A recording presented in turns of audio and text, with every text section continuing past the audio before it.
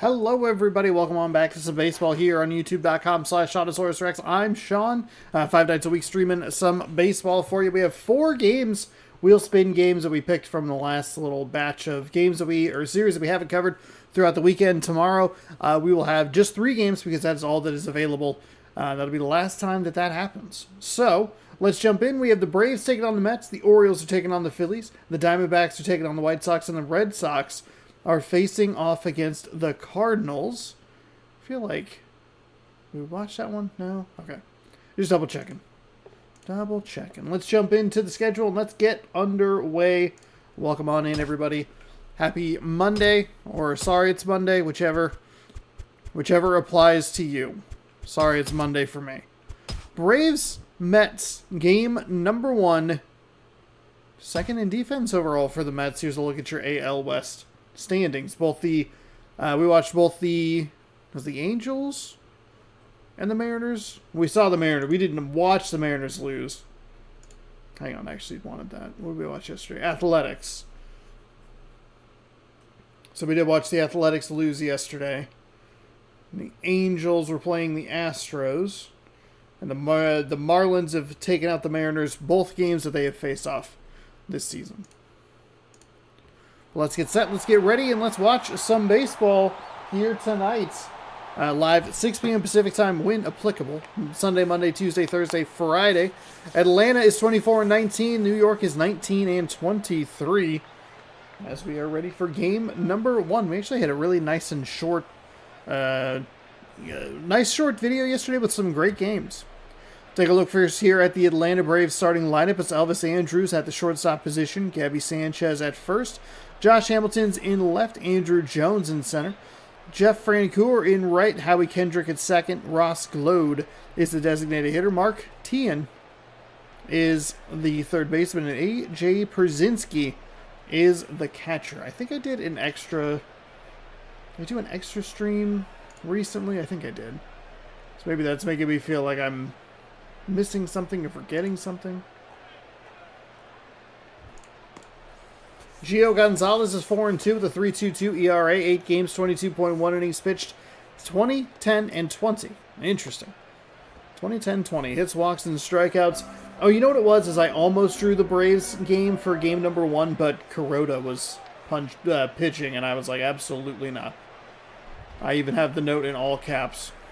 Avoid him. And who he plays for. Alright, here we go. It's a lefty on the mound for the New York Mets. As they wind and fire, get underway. It's 1 pitch, 1 swing, 1 out. As that is a nice little play over at the hot corner for the Mets defense. So that'll immediately bring in Gabby Sanchez.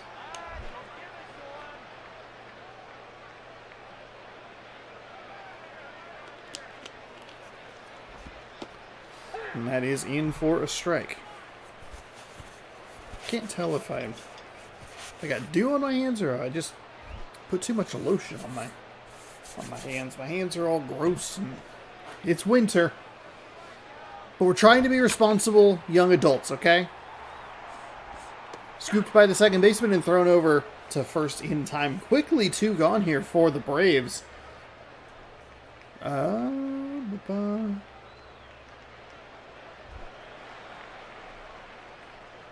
I have never heard of any of those. Also, hello. Oh, that's what I was trying to do, is check this. How are you that far behind? We just started. That pitch is inside for a ball.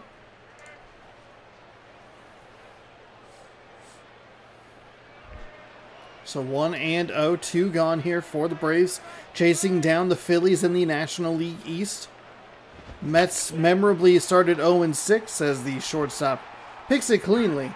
And that is over to first in time for the outs, and that'll retire the side 1-2-3. We will head to the home half of the first, no score.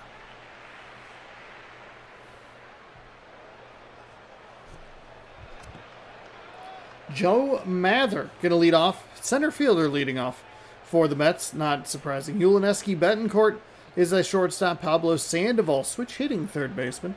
Aubrey Huff at first, Hunter Pence in right, Connor Jackson in left, Dustin Pedroia is at second, Ramon Castro at the catching position, Ramon Santiago, the designated hitter. I feel like we haven't had the, what's it called? We haven't had the Mets here in a little bit. I forgot how much of their, John Lannon, 3-4 with a 3.91 ERA. 8 games, 23 innings pitched, 23, 10, and 6 hits, walks, and strikeouts. Forgot how much of this was the San Francisco Giants on that Mets lineup. Here's your Braves defense.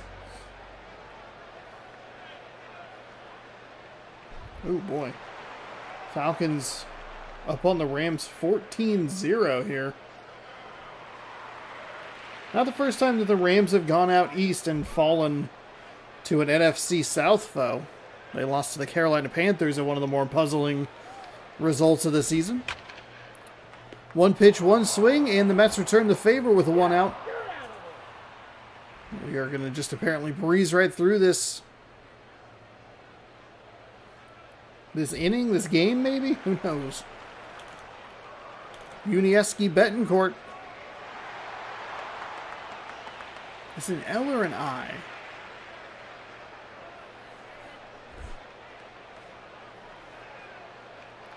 Either way, he is up to face this left-handed pitcher who winds and fires. That is in for a strike.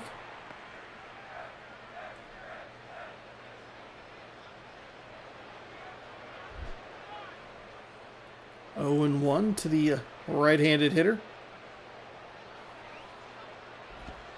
That'll be low for a ball.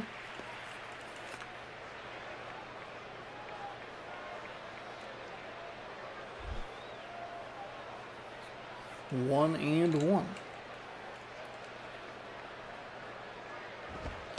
Pitches outside to make it 2 and 1.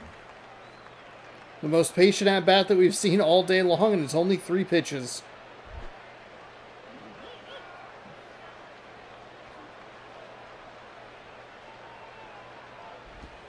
That is outside.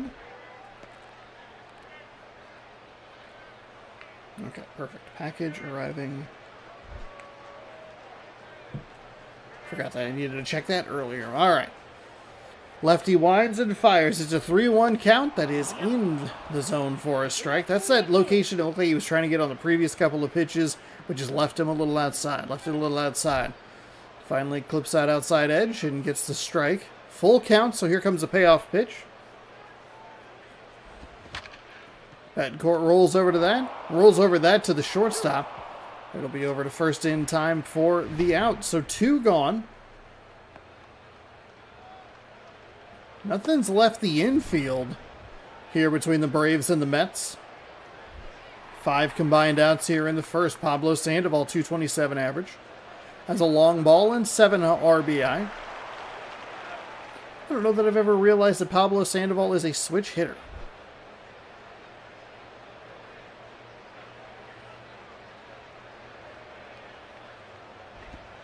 That is outside. When was the last time we had the Mets on the channel? We had Mets there. There's a possibility we skipped them. Yeah, I don't see them for a bit here.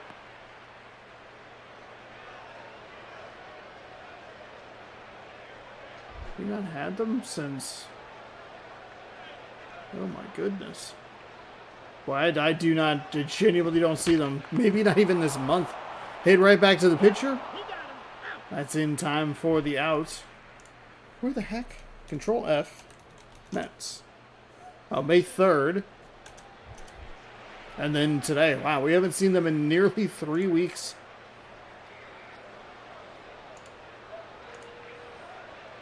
That's wild. Usually we get teams, the longest gap we would usually have would be just a series missed, not like multiple weeks, but they must not have been playing very good teams. And their record is a little on the lower side. And there have been some better matchups, especially in that NL Central division, though that's starting to separate out a little bit. The lefty fires that in for a strike. It's that high inside corner.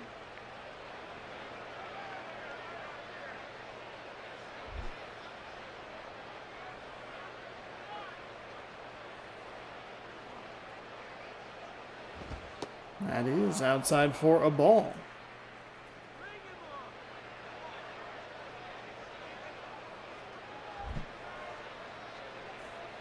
Two and one. That is inside. Low, maybe? I don't know. Looked like a good pitch from us, but we are slightly angled here. It's 3-1. So the leadoff hitter here for the Braves in the top of the second. And he will issue a walk. So the first base runner of the game is aboard via the walk. It'll be Jones. He takes his position at first.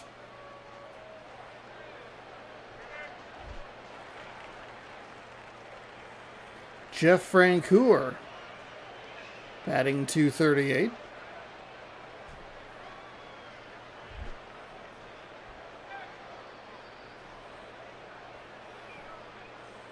The lefty winds. He fires that curveball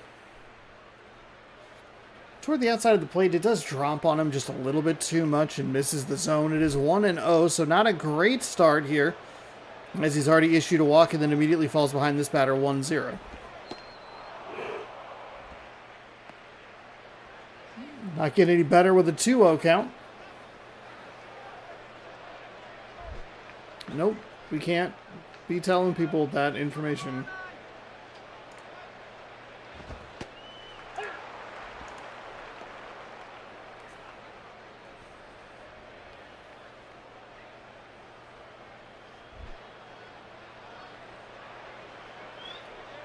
Two and one, runner on first. That is in for a strike. That's the second time. You should know that. I've mentioned it before. You cannot be doing that. 2-2. Swung on and missed, so it'll be a strikeout following the walk. So a good bounce back for the Mets pitcher, though he did fall behind 2-0. Does go 3 straight strikes.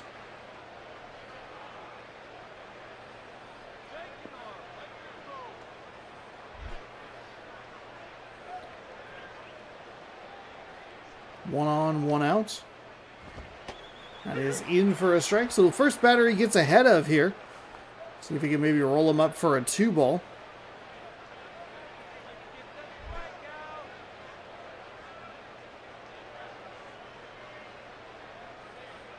Lefty winds and fires. Oh, I think he might want that pitch back. I think that pitch dipped just a little bit lower than he was anticipating. Looked pretty good coming in. That is low for a ball.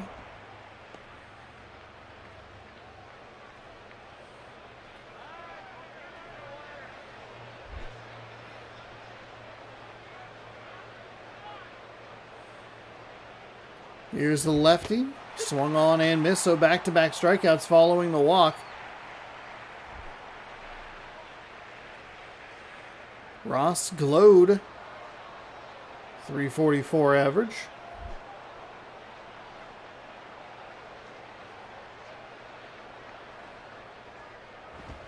That is rolled over. Second baseman scoops it up cleanly.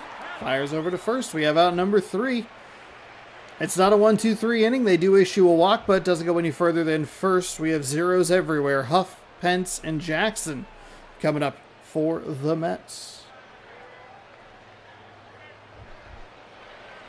Aubrey Huff, 2 home runs, 10 RBI, 270 average.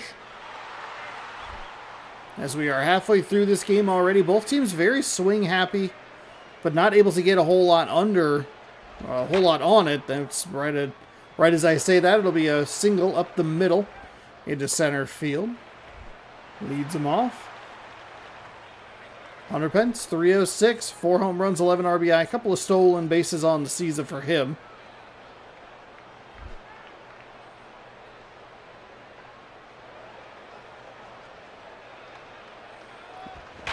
Oh, And Pence puts a charge into that one. Does it have the distance? It absolutely does.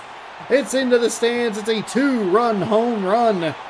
We didn't see any hits in the first inning and a half, but the Mets back-to-back smacks. One of them a home run. Not a great. That was a little more exciting than I intended it to be. They get the bloop, they get the blast, and it is 2-0. Hunter Pence coming through. Future San Francisco Giants. Future, like, beloved San Francisco Giant.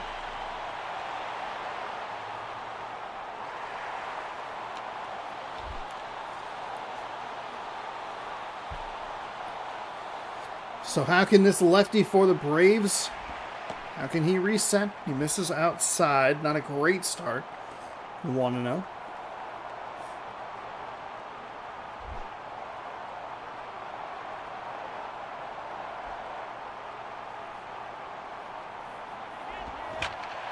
And they're going to pull that up to third baseline fair.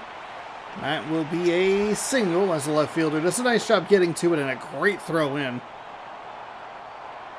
Not going to be able to get to second easily at all. So, 3 straight hits here for the Mets. There is nobody out in the bottom of the second looking for a little insurance. The runs that you score in the bottom of the second so quickly flip these games. Kind of, so we saw it yesterday. It was 1-0 between the Cubs and the Rays. And then all of a sudden it was 2-1. Granted, that game was kind of wild in every sort of direction. The slide gets the better of this base stealer, and he will be out. Really kills the momentum. Actually, that might not have been out.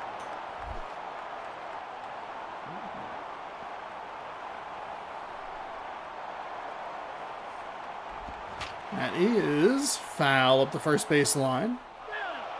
Kind of a foolish out there for the Mets that you're in such a good rhythm. You have 3 straight hits. You had the bloop. You had the blast. You get another single up the third base line. Do you really want to have your first out be at second base on a stolen attempt? A steal attempt?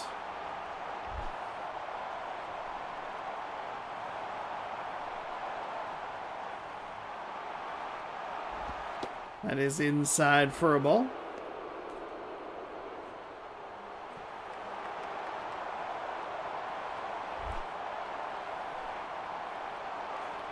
Two and two. Lefty winds and fires. That's hit foul yet again.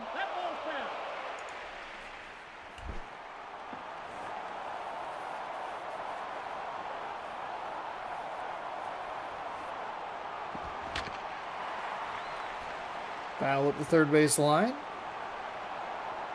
We'll do it again. 2-2 with just one gone. Oh, that'll get right up the middle.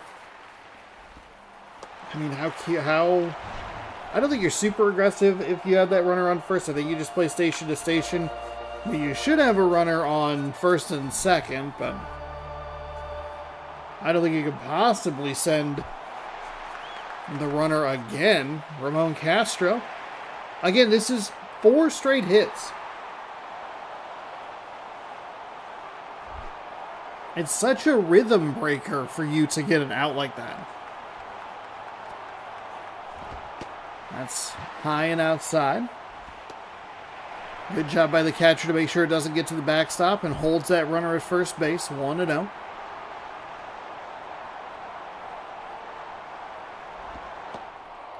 As in for a strike.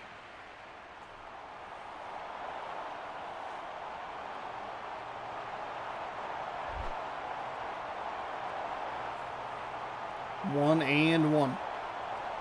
Lefty winds and fires. That is. Oh, that's going to get that high inside corner. Strike 2.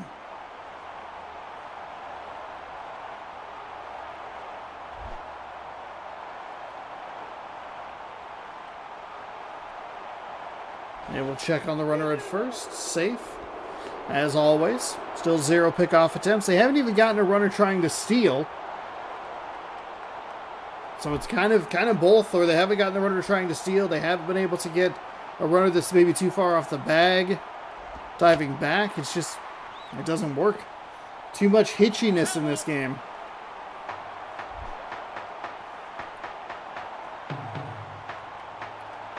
It's 1-2. Pitcher winds and fires, rolls that one foul.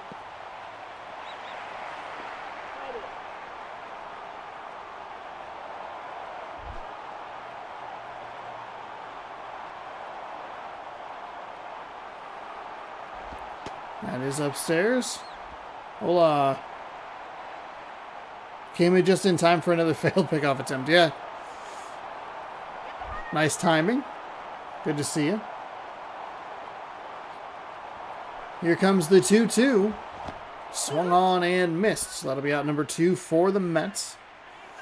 The Mets leading 2-0 after a Hunter Pence 2-run home run. Ramon Santiago stepping in, batting .241. First out of the inning was a failed stolen base, and then the strikeout for out number 2. That looked like a pitch maybe you'd want to take a hack at, maybe just a little too far outside.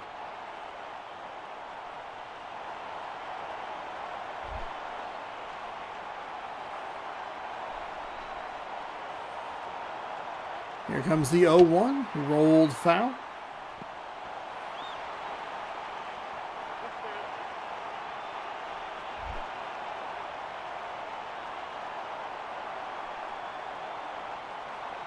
Here comes the 0-2. It is outside for a ball. A little surprised we didn't get a swing. We saw that first pitch just kind of get that outside edge. Thought that was a competitive enough pitch, but a good eye to take that for a ball. 1-2. That is inside to make it 2-2. 1 on, 2 out here in the bottom of the second.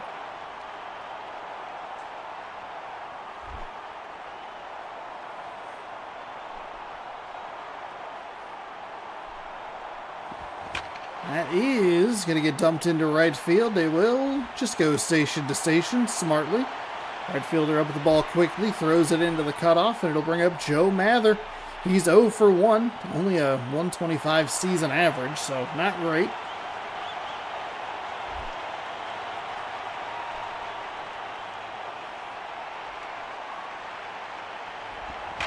That is foul.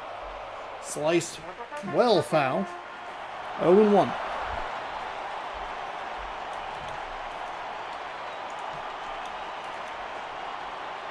Here comes the pitch. It is sliced foul the other way. Souvenirs up the third base side. Souvenirs up the first base side. Treating all the fans to a great afternoon here at the ballpark. 0-2. 2 on, 2 out. That is foul again. 2 on, 2 out. An 0-2 count in the bottom of the second. With a 2-0 lead. Is that all the 2s? That'll be rolled. First baseman comes up with it, steps on the bag, and that will limit the damage to just 2 runs. Mets didn't help themselves with a poor steal attempt, though that might have been a double play. You can't count on that in this game. 5 hits on, 2 runs on 5 hits, excuse me. They had 4 hits in a row, and then a really bad out mixed in there, so...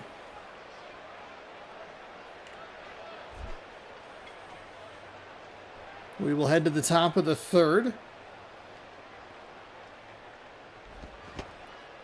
That is a strike. Called strike. Strike taken. They kind of thought about swinging, but there's nothing there.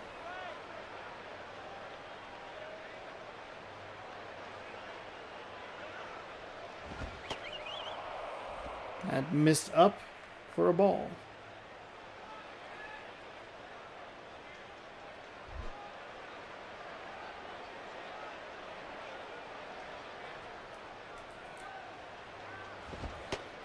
There's a strike on the outside. Now 21-0, by the way, Atlanta over the Rams. Just kind of wild. Kirk Cousins out on the field. 1-2.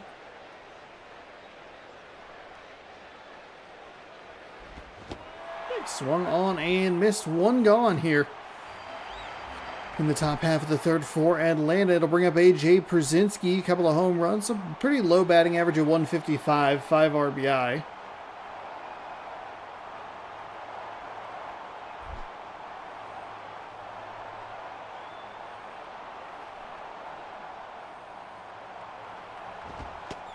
That's a low for a ball.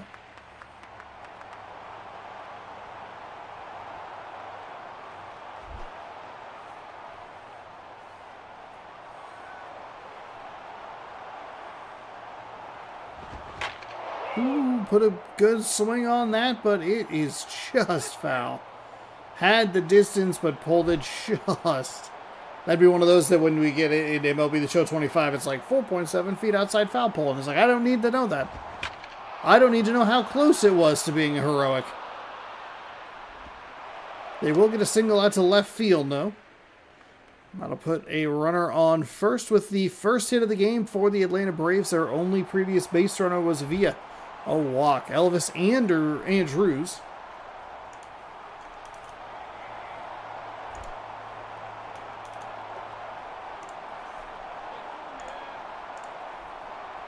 Lefty winds, fires that outside for a ball.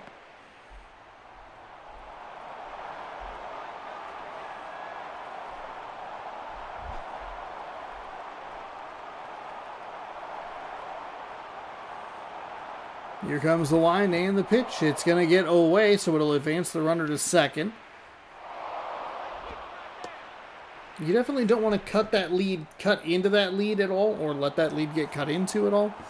But I maybe wouldn't try to worry too much about that. If he comes around, fine. Just see if he can focus on getting an out. 2-0. That is low.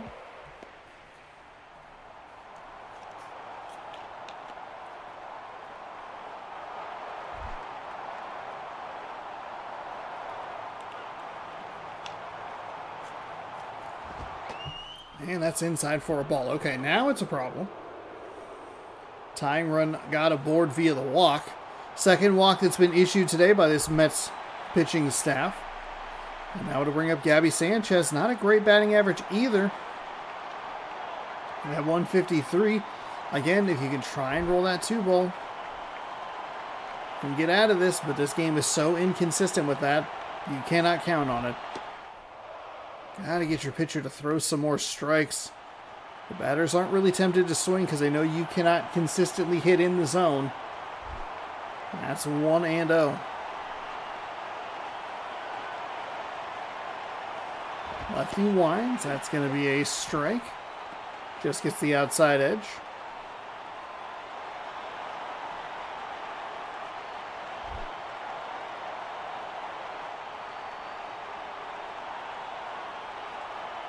Here comes the wind and the pitch, swung on and missed.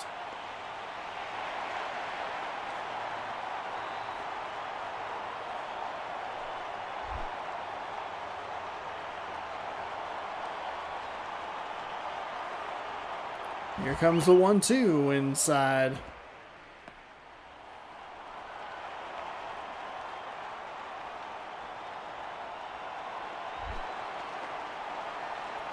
That evens the count, 2-2.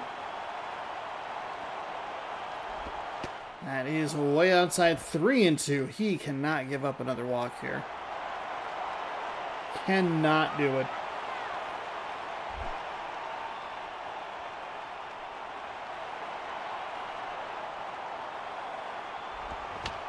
Well, he won't do it on that pitch, at least as it's fouled away.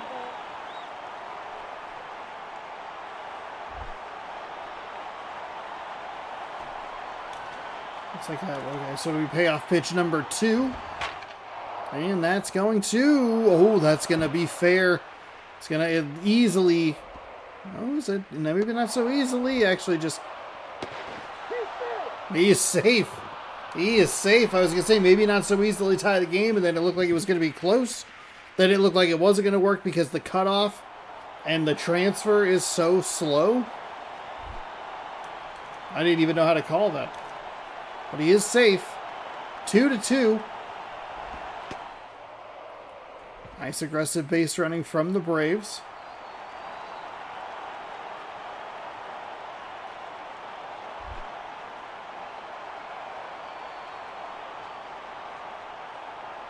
Here comes the 1-0.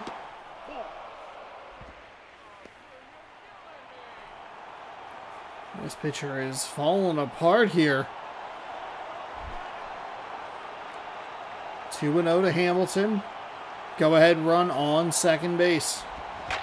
That is gonna get down. It's a catch for an out. And the throw, he is out. It's a bizarre double play. Didn't think he had it in the outfield, but doubles him up at second. Betancourt, Sandoval, and Huff coming up for the Mets. 2-2 as we head to the bottom half of the third. We didn't have any hits through the first inning and a half. And in the last full inning between the Mets and the Giants, we have 7 hits, 4 runs.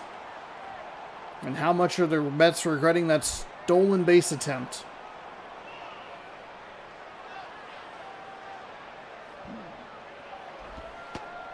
It's part of 4 straight hits.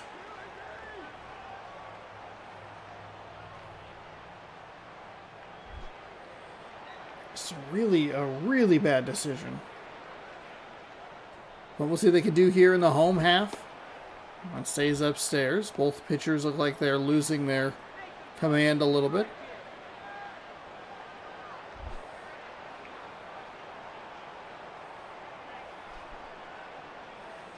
Here comes the 2-0.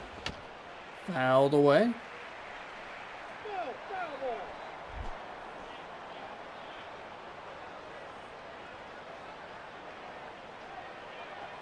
Lefty winds and fires. That one stays upstairs for a ball.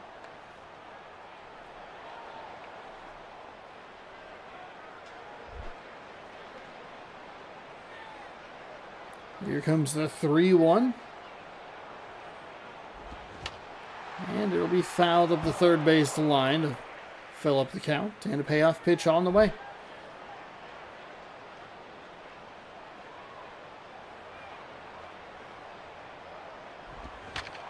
And he is a little too far under that. Is it going to stay in play or is it going to drift into the stands? It will drift into the stands. Sometimes when it gives us that little trail camera, it looks like it's going to go to the stands, but then it just kind of slowly breaks back into the field of play. Here's another payoff pitch. Strike 3 on the outside. Nice location. You got to be a little more aggressive if you're swinging. Even if it's a defensive swing that's fouled away, that's got to be better than a strikeout looking. I mean, even if it's a ground out, at least you put up a fight. You never know what happens if you get it out there, especially in this game where they bobble so frequently. But it does give Pablo Sandoval an opportunity to be the hero. He'll take a strike at the top of the zone.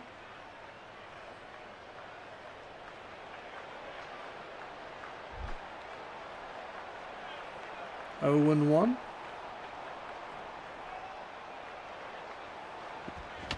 That'll be rolled in front of home plate. Pitcher scoops and fires to first. Out number 2.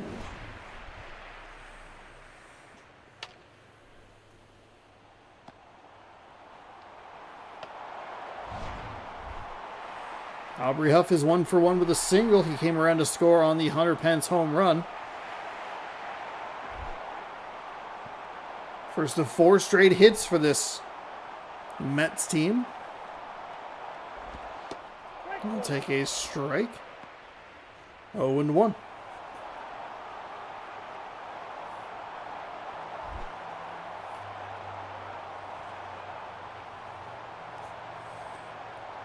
Here comes the 0-1. That is on the outside.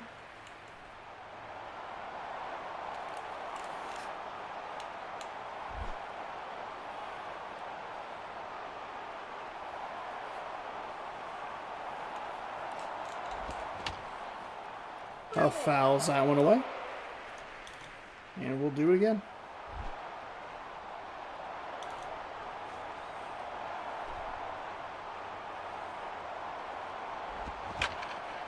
And that will send us to the top half of the fourth.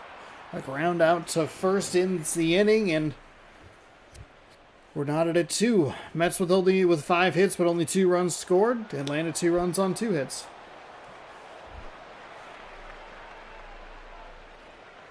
Andrew Jones has issued a walk, or has worked a walk, excuse me, and the Mets pitcher has issued too many walks. One of them ended up being the game-tying run. Here comes the lefty to the plate. That's going to get, he's going to get a little under it. This one's going to do what I thought it was going to do on the other side of the field. Its wind is going left or right field to left field. So it looked kind of like, oh, maybe it's going to go into the stands. No. And like not close to. That was like a lot of field to play.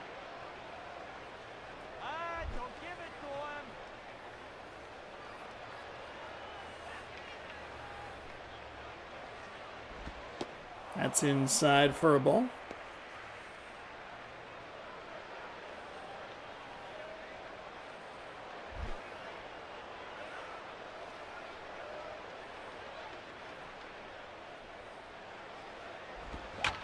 That's fouled away.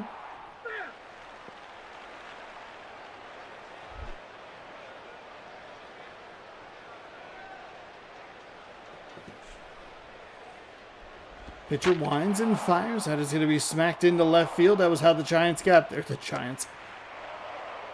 Who are we talking about? Talking about the Braves. Goodness gracious. That's how the Braves got things started last time, was a hit out into left field. There's so many Giants players for the Mets. I've just been just wholly confused. Howie Kendrick over one with the strikeout.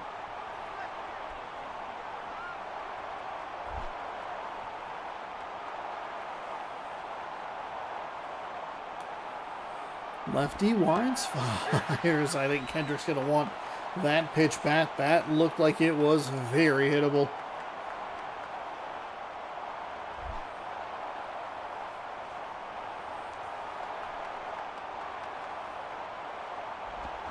That is driven out to right center. That'll get into the dirt. Oh, almost a ground rule double. Would have really benefited the Mets, as the go-ahead run is going to come around to score easily. Standing up safe. A ground rule double would have made it runners on second and third and kept this game tied. There is only one out, so it would be... You need that free base to be covered to force a double play. And again, you talk about the fact that this game just is not smooth at all. The Braves, now three unanswered runs over the Braves here.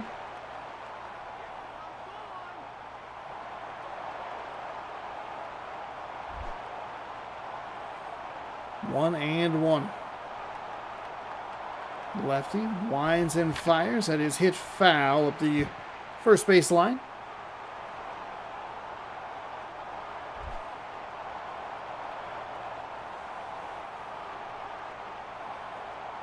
Here comes the 1-2. That'll be rolled over. Pitcher takes it and fires. Gets to first, no problems. Don't love the sidearm or overhand throw. Just a nice toss. There you go. You're going to have it. The Mets will head to the pen. They will bring in Chris Sampson, 16 games with a 2-3 record. Oh, pardon me, a 6.16 ERA. One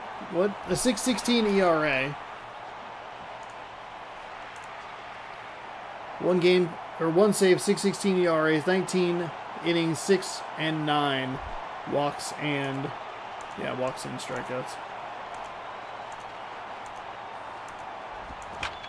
That will get in to the left field. And the Mets bring in a reliever, and it immediately backfires on them as they give up the hit into left. The runner from second scores no problem. A.J. Pierzynski now coming up.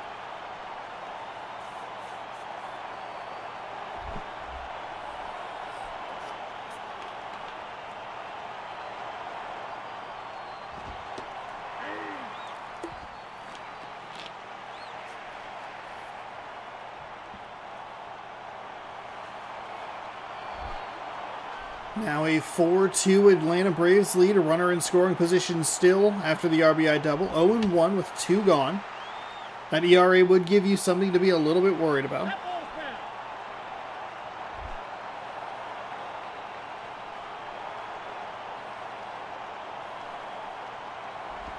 That is outside for a ball.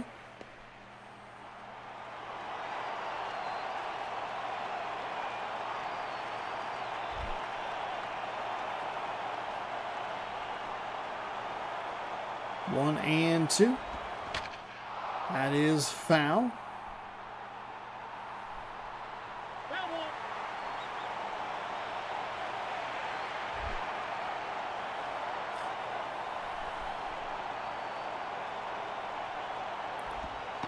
And misses low. Again, not the effort you're looking for coming out of the pen. Nice job by this Braves team to get 2 in the third, 2 more in the fourth.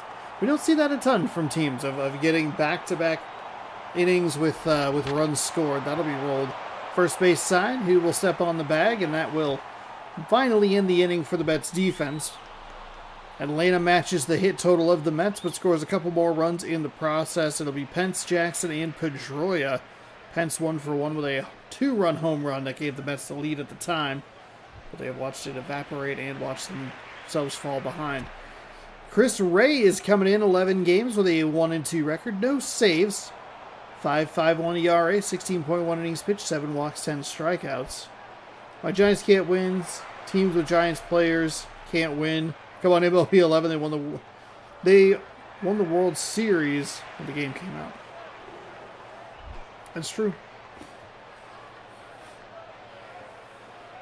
I think I got covered athlete cursed, because we faced a red-hot Cincinnati Reds team and got the snot beaten out of us.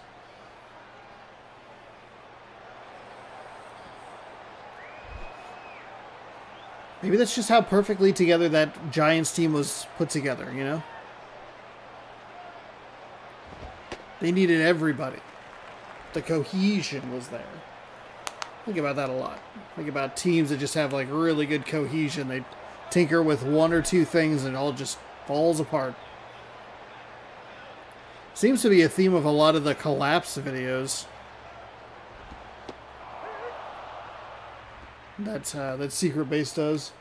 They're just like, hey, we had this, like, they were not the best team of all time on paper, but the way that they worked together made them unbeatable. That'll be rolled foul up the third base line. So Pence will take a look at another pitch. It's 1-2 with nobody out. Bottom 4, Atlanta 4, Mets, New York Mets 2.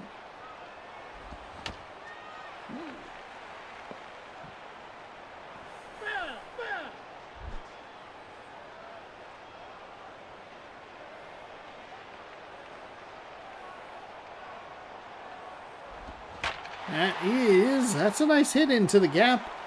That'll get almost all the way to the wall. It'll make it an easy double. Stand-up double, in fact, for Hunter Pence. And that will bring the tying run to the plate. Connor Jackson, 1 for 1 with a single.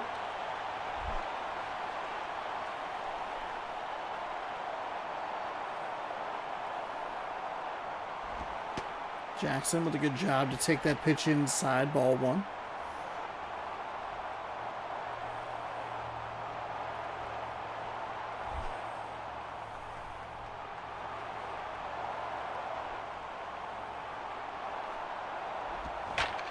Oh my goodness, we are tied. We are tied up at 4 in the bottom of the fourth. They will show the apple to us again. It's the second 2-run home run of the game for the Mets.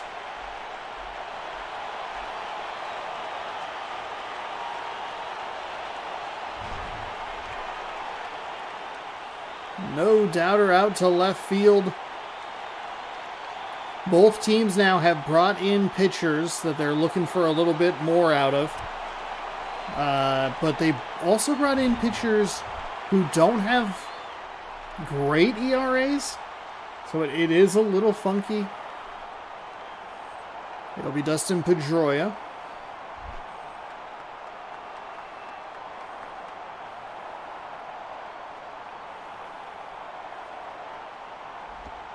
That pitch misses low for a ball. Pedroia, the winning run at the plate. See if he can get anything going here.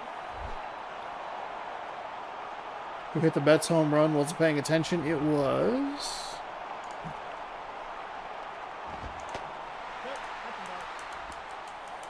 Oh gosh, who was it? He had a... Number 28, Connor Jackson. It was like he played for the Oakland Athletics at the time. Or at the time his photo was taken, it's Connor Jackson. Or, at the time his photo was taken, it was Connor Jackson. It was Connor Jackson the whole time. At the time his photo was taken, he played for the Athletics. It is possible that that photo was a little old.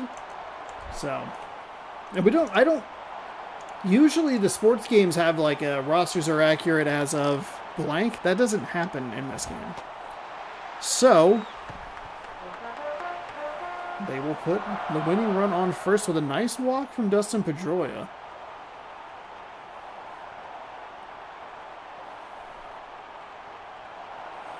Brzezinski comes out to talk to his pitcher that they just brought in from the bullpen.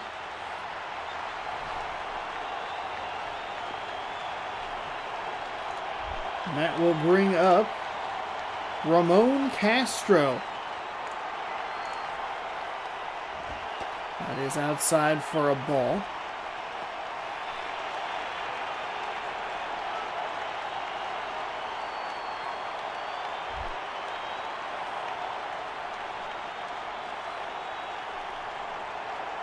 Here comes the righty, winds and fires. That is a strike on the outside. Don't think they got him on the swing.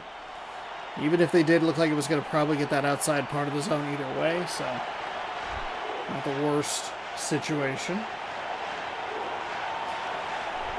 They will check on the runner,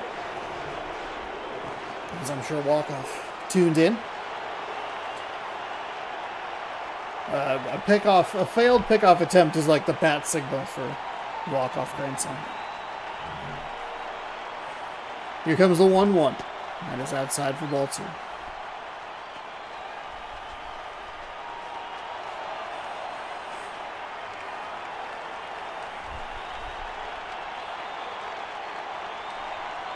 Four in the bottom of the fourth. We've had a couple of good games like this, back and forth stuff lately. That will split the defense.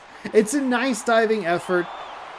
It at least ensures that the runner only goes to second. I don't think he's going to try to go to third. It's not going to get out that deep into left field. It's also not going to...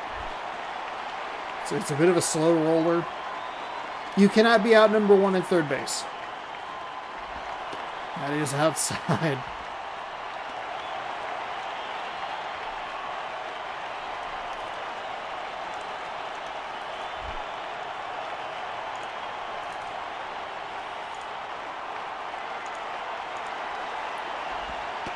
And that's low for a ball as well. So 2-0.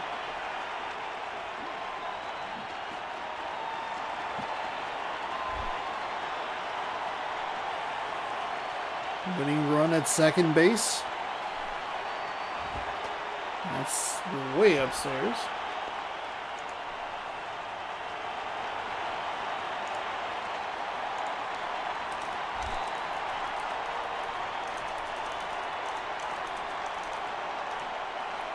Here comes the 3-0. That's a great take. Great take right there. Best case scenario, he walks, the bases loaded. Worst case scenario, it's a strike. Here comes the pitch from the righty. It is outside for ball 4.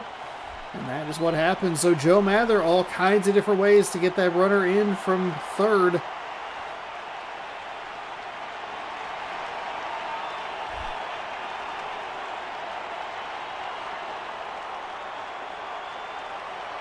Here comes the righty's pitch. It is in for a strike.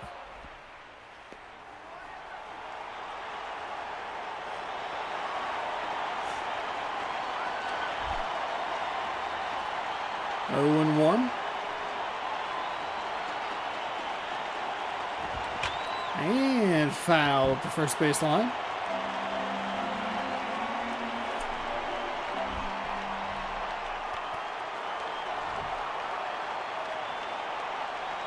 Pitcher sets, winds and fires, fouled away.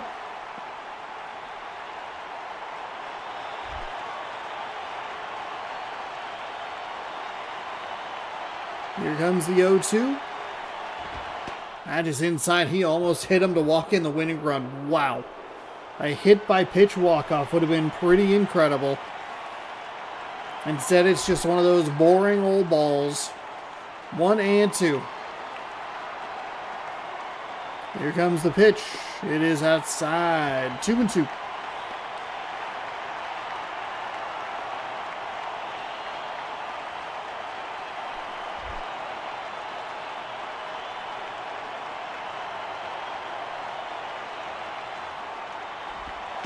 That pitch misses low. It's a full count. Payoff pitch could end it.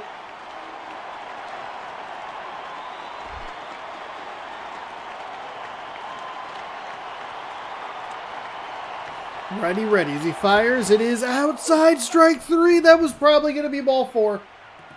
Oh my goodness.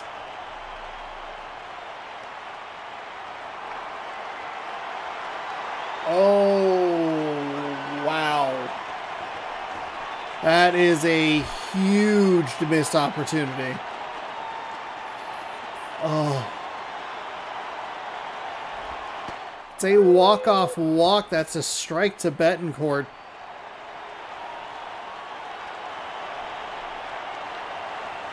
Great job by the Braves pitcher.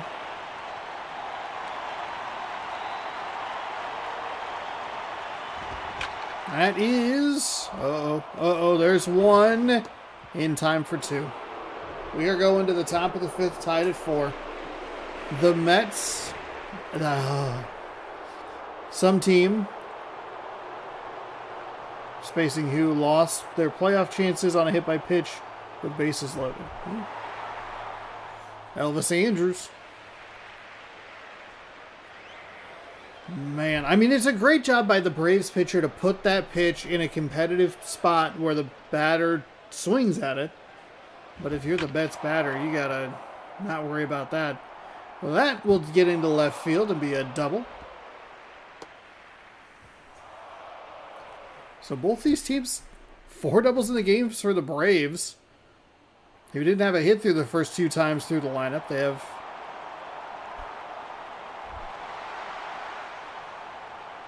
their first 2 turns, I should say. First and second inning. We were, through the first half, through the top of the second, we had zeros across the board.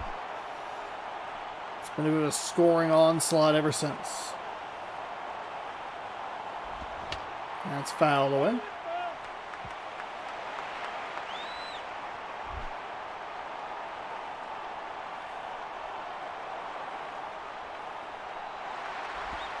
You're going to put a runner in motion to third. It's a horrible idea. He is out. I don't know what you're doing. You can't be trying to steal third. You get such a good play. A great piece of hitting. Now it's an 0-2 count. Nobody on. That's fouled away. Foul ball.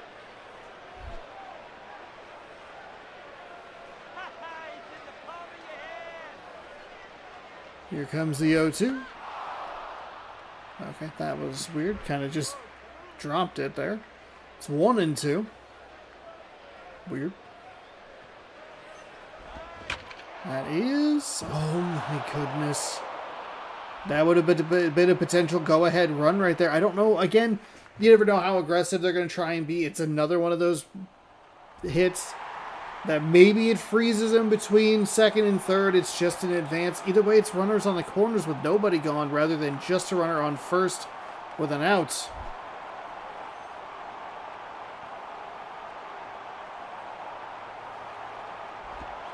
That is inside for a ball. 1-0.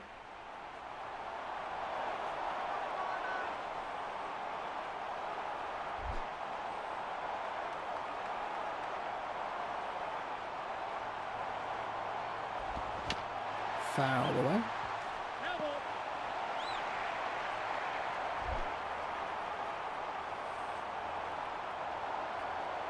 1-1. 1 on, 1 out. That is drilled foul. Look out! My plane's gonna get hit. Second time we've seen a Braves hitter hit it deep down the foul line, or like we're on the foul line and it's just missed it by that much. Gonna roll that to the first base side. Get the lead runner at second. Hamilton is safe at first. It's a good charge in to at least take it to get the lead runner. I like that play. Andrew Jones.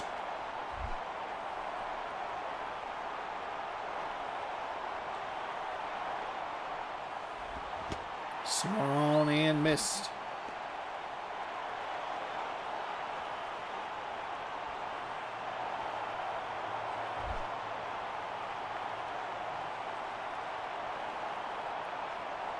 Oh and 1. That is smashed up the middle into center field. That'll put 2 on here with 2 out. That last play is kind of interesting to think about. Like, if they have the runner on third, do you try to send him? It's just a single. Do you try to send him? Do you... Not that one, but the one that had the lead runner out at second. I should be more specific. Because then you get the collision animation. It could just be 2 outs anyway. So the steal attempt that failed might not have even mattered in the end.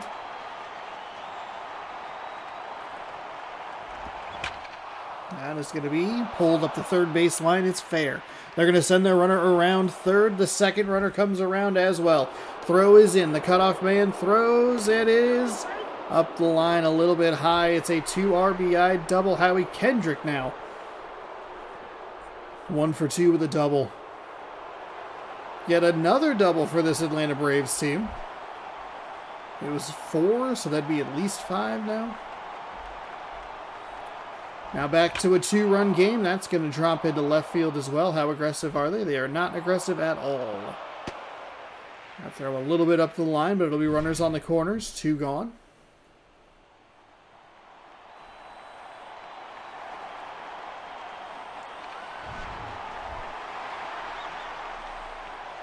Ross Glode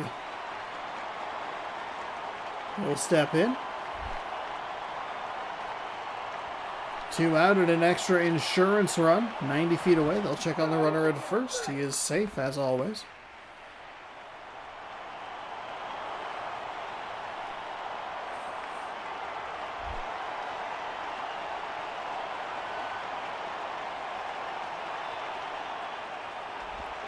That is outside for a ball.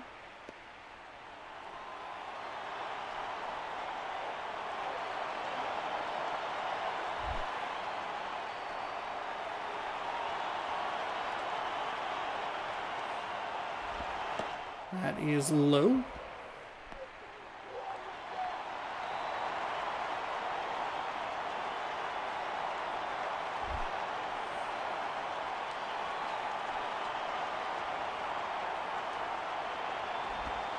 That is inside for a ball.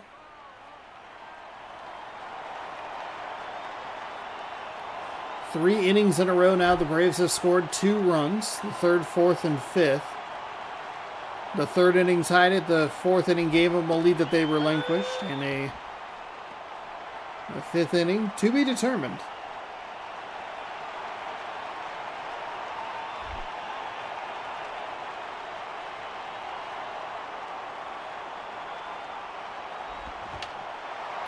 Rolled foul at the first base line.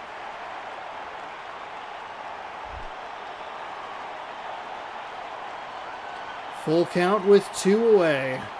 Runners on the corners. It's fouled off, so we'll do it. And we'll have another payoff pitch.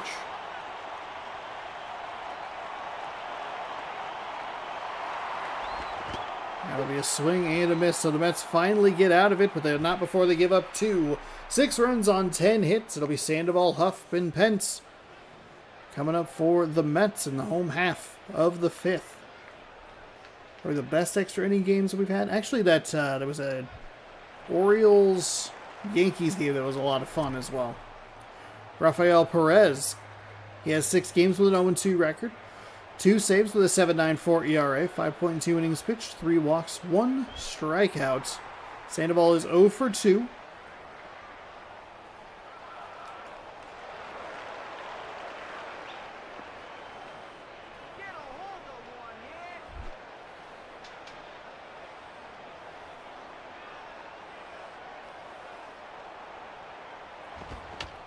Fouled away.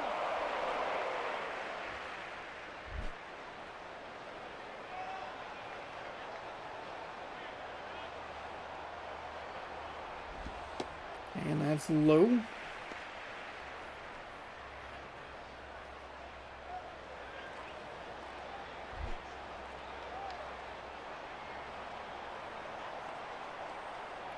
Here comes the 1-1 from the lefty. Sandoval takes a strike on the outside.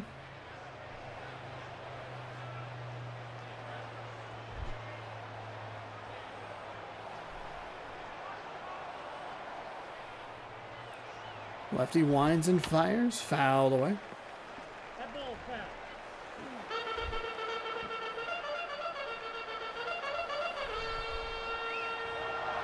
foul. Here comes the 1-2. Sandoval strikes out swinging, and that will be the first out. Oh, nice. Have fun playing MLB 11.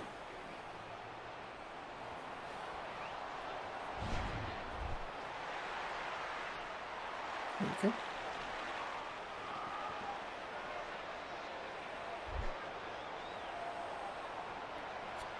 So the lefty. Huff is facing yet another left-handed pitcher. Drives that one into the ground. The second baseman covers nicely and fires over to first in time for out number 2. Quickly 2 away. It'll be up to Hunter Pence to keep this game going. He's 2 for 2 today.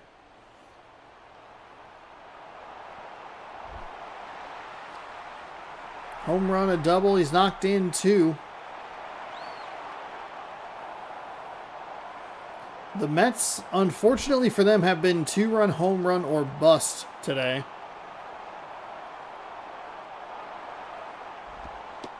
That is a strike on the outside. This is what they were looking for from the previous guy that they brought in. Previous reliever, I should say.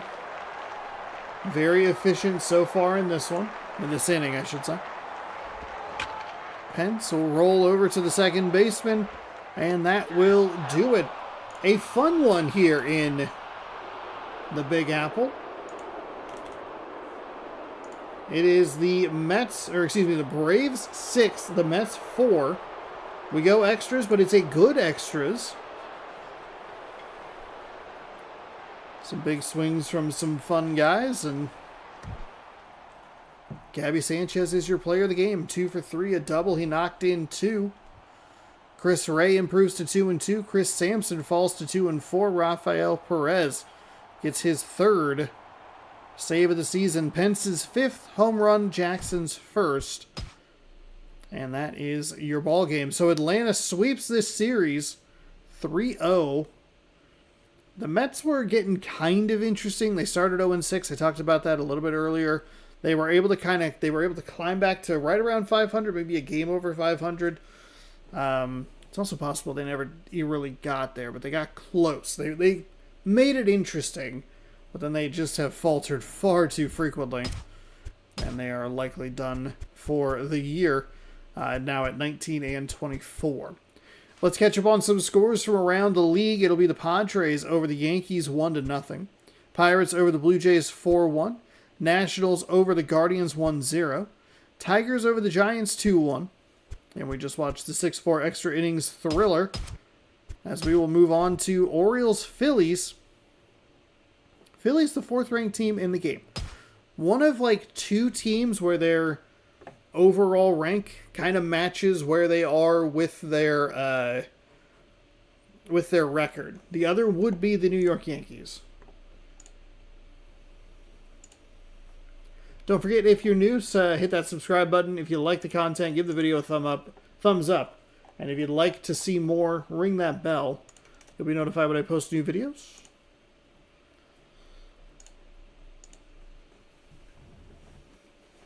But we will head to Philadelphia, Pennsylvania.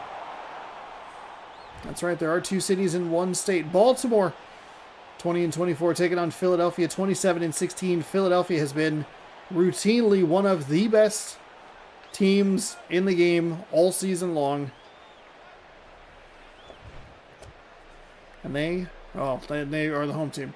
We'll talk about the Baltimore Orioles starting lineup. It'll be the designated hitter John Jacob Jingleheimer-Schmidt, Corey Hart in right field, Evan Longoria at third, Rick Ankiel in left, Derek Lee at first, Miguel Montero at the catching position as Asdrubal Cabrera, shortstop Luis Castillo, not that Luis Castillo, at second base, and Lucas Duda. He is in center field as we get ready for game 2 of 4 tonight. John Dank memes, you know what I mean? 2-3 with a 4.95 ERA, 8 games, 20 innings, 23, 12, and 16 hits, walks, and strikeouts.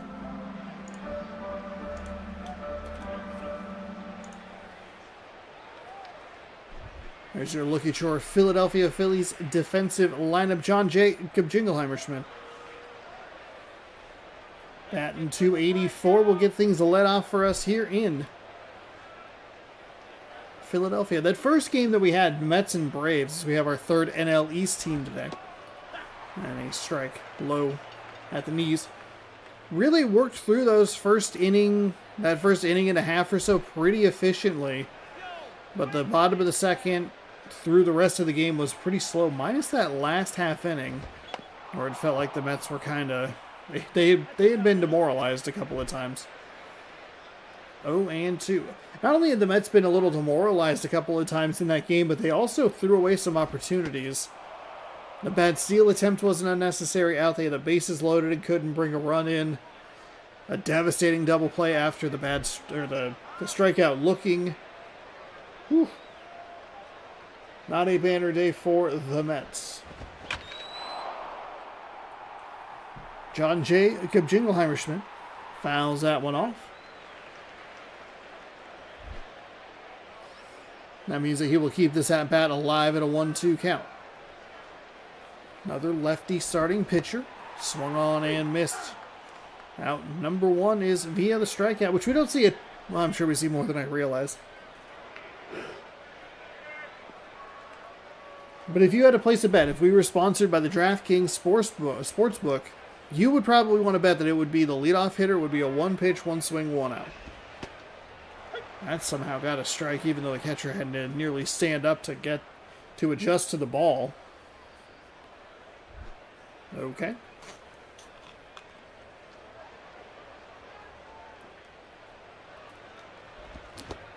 That is swung on and missed for a strike.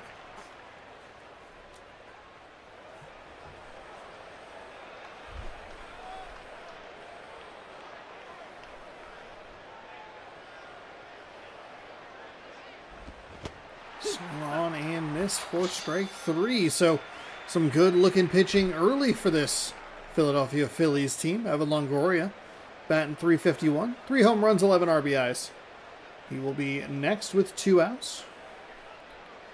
Both outs via the strikeout.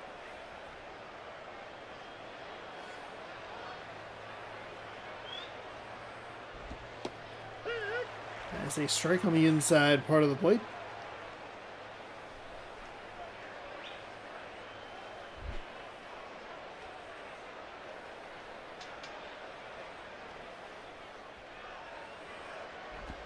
That is inside for a ball.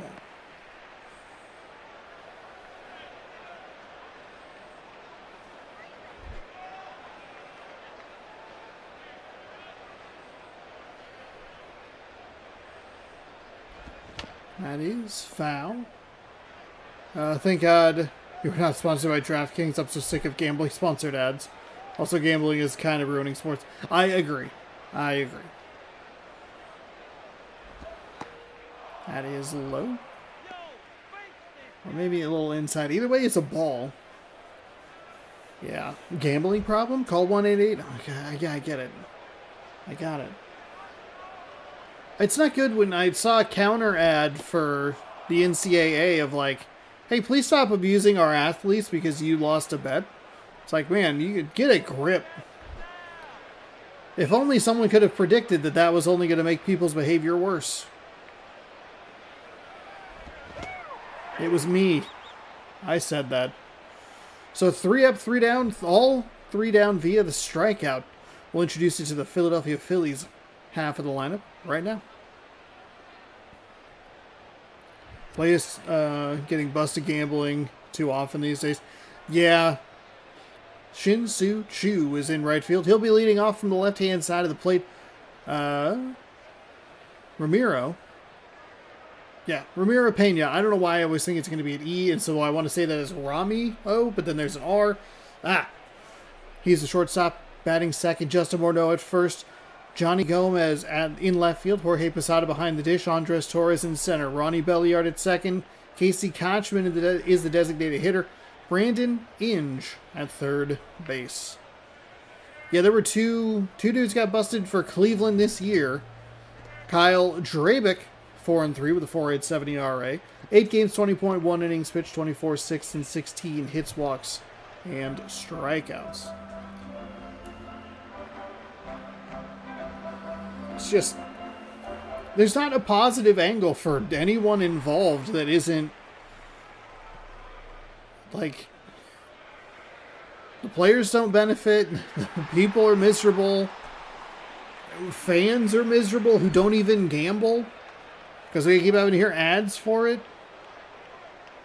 Just a bunch of fat cats at the top ruining everybody's lives.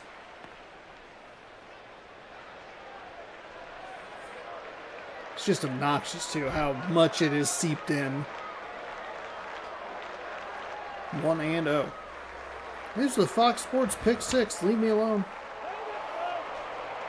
Bunch of stuff just came out about UFC. Oh, shoot.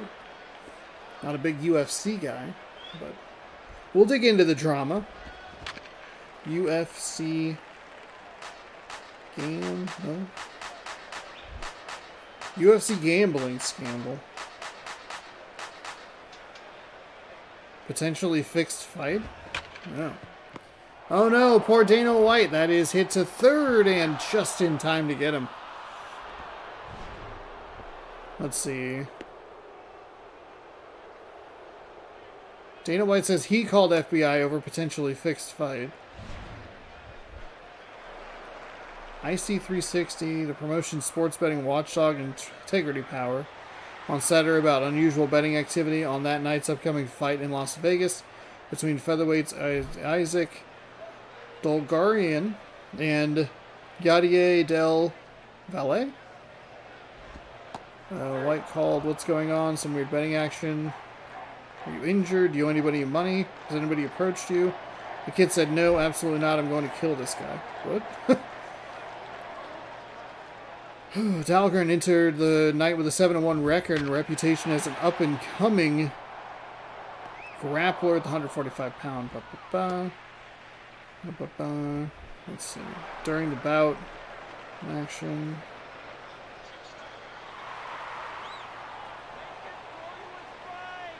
A minute later, flattened and ate a dozen punches. He tapped out on a choke. Oh. What happened next?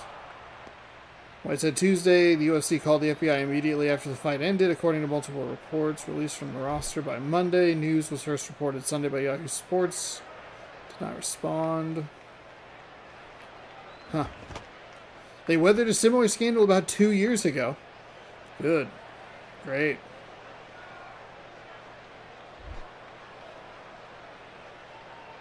Suspicions arose that he might be entering the bout with an undisclosed injury.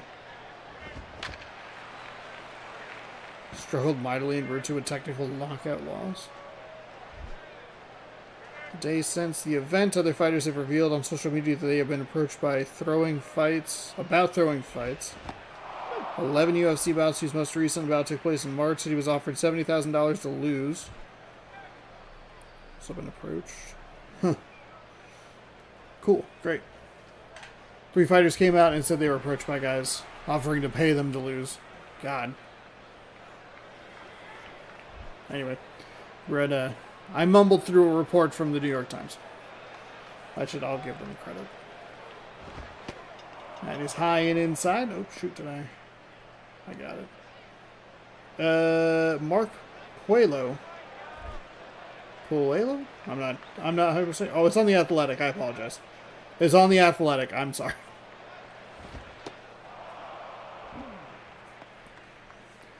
Well, that's not good. I mean, it's just going to open up more problems before they're solved, and it's going to be sports that are going to be irreparably damaged from it. That's fouled away. That ball foul. That's okay, everybody. At least Jake Paul got his jaw broken, so. Or Logan Paul. Who cares? One of the Paul brothers got knocked out, and that other guy got the snot beat out of him as well, so. We have at least one thing to look forward to. 3-1 here. We're on the top of the second. It's a scoreless game. As we complain about betting here. That is high and inside. So we have the first base runner of the afternoon. An interesting turn of events here because the first three Orioles were set down all via strikeout. The immediate first batter of the second inning is walked on just 5 pitches. Derek Lee batting .316, 2 home runs, and double-digit RBIs. 12, I want to say. What was the number there? There's no way we're that caught up. Yeah, it was 12. We're on it. We're feeling it. Yep. First pitch is in for a strike.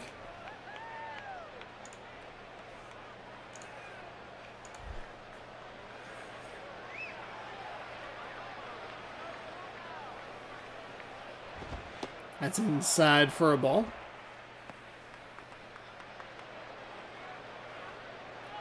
Jake Paul, the guy who beat him already, got in a car accident. What the hell? Oh my god. Anthony Joshua. Okay, yeah, that safe at first. Already got into a car accident in Nigeria that killed 2 best friends, and he is in the hospital. Goodness gracious. You knock out one fake fighter, you think you're invincible. Miguel Montero, 189 on the batting average. Runner on first as he is able to make it up the baseline on the fielder's choice. Top of the second here.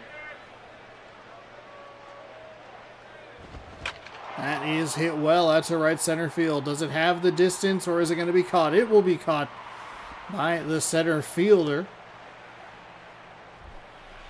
We got a little bit tricked there by the batter or the runner between first and second. Was it a jaunt or was it a wait and see what happens? It was a wait and see what happens. Caught in the gap. Nice play by the center fielder out there. There'll be 2 gone. That's in for a strike.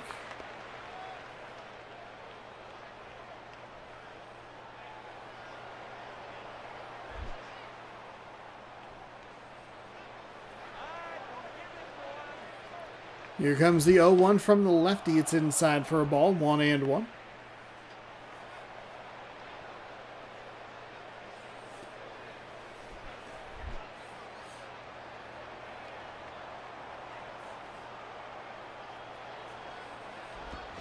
That is foul up the first base line.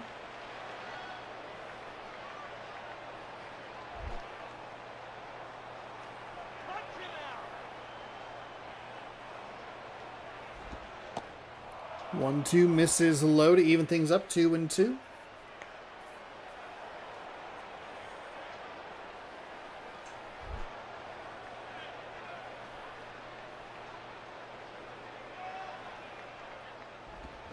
Two is swung on and missed. That will retire the side, but they're able to put a runner on. No hits. It's via the walk and then the fielder's choice. Gomez, Posada, Torres coming up. Zeros everywhere. We had this in the last game as well, heading into the bottom of the second. Then it started. Then the run scoring fireworks started.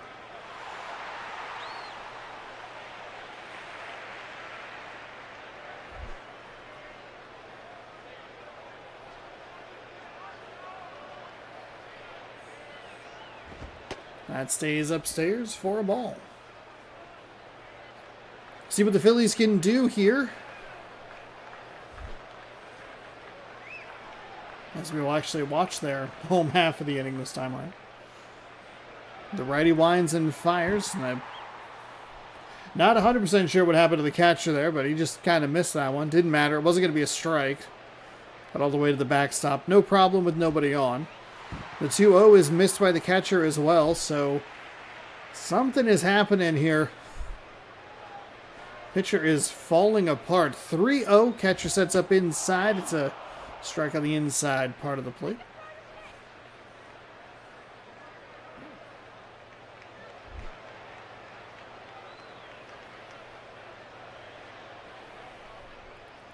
Here comes the 3-1. That's inside for a ball. So, both leadoff hitters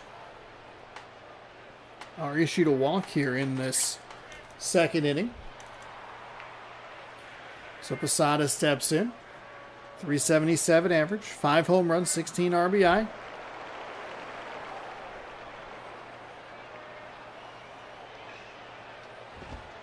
That doesn't get the call. Interesting.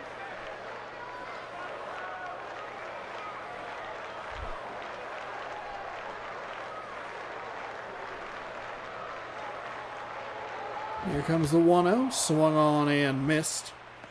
Posada put a big old hack at that one.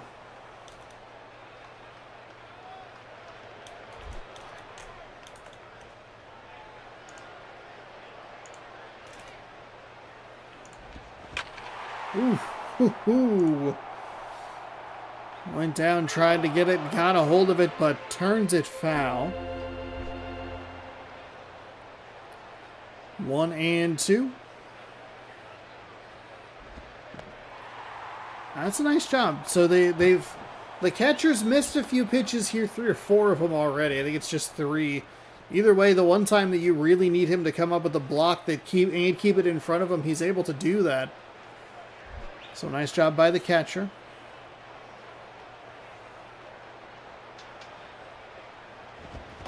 Posada swings and misses, and that will be an out.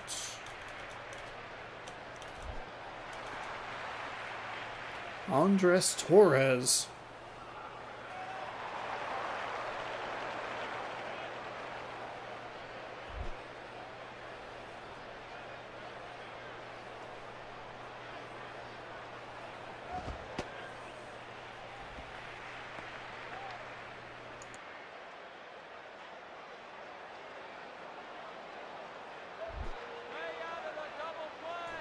Look out for the double play. Look out. Everybody stay out. Oh, foul. I'd like to see somebody get something going here. Yeah, we're coming off such a good game, even though it was a little on the longer side. That Braves-Mets game was solid. That will dump into right field. They will at least send that runner all the way around to third. It'll be a single. And right on cue. You ask and you shall receive. Game, would you like to please give me some offense? I said, oh, sorry, forgot what we were doing here. Have a hit. 1 gone, runners on the corners. We're in the bottom of the second. That is a nice pitch on the outside. At least it looks like a nice pitch. It might be a little more plate than I realized, just with that angle making it look a little closer to the edge. Either way, it's a strike. Here comes the pitch. It's well low. Good eye for the Phillies batter, or by the Phillies batter.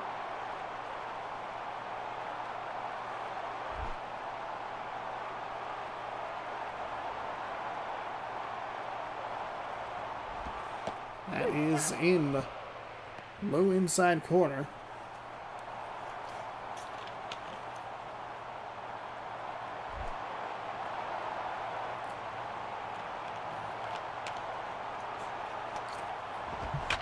That is going to be drilled out to right field. If it stays in, it's an out. They're going to send the runner from third, and he will score safe, and safe at second. Might have actually been better to just let that one go into the stands. He reaches through the wall.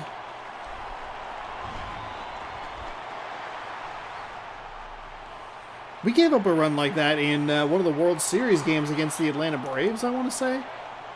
Where it was like, oh, I wasn't anticipating that they would send the runner on that, in that situation. But hey, they sure did. That pitch is outside. Philadelphia takes a 1-0 lead, with a runner on second. Can give themselves a little extra insurance.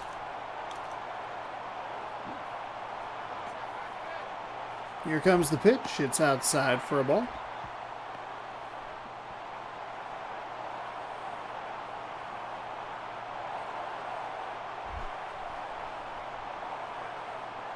Here comes the 2-0. And that'll be rolled to the third baseman. He fires across the diamond in time for out number 3. So it'll be up to the Orioles with 1 run on 1 hit. Castillo, Duda, and Jacob Jingleheimer Schmidt coming up for the Orioles. Yeah, Philadelphia, they work the walk, and then they're able to get the runner around to third, and then a sacrifice into foul territory.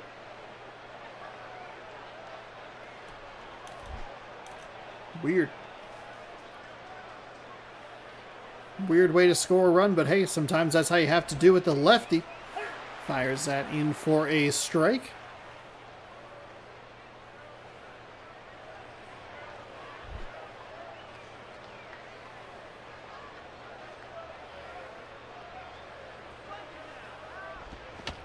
That is fouled back.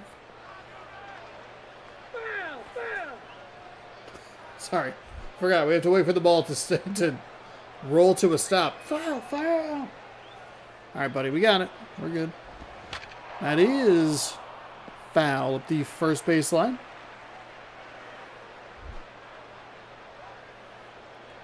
Oh, and 2. That is outside. The crowd shakes their head in disgust. How could they call it like that? Maybe because that's what it was. 1 and 2.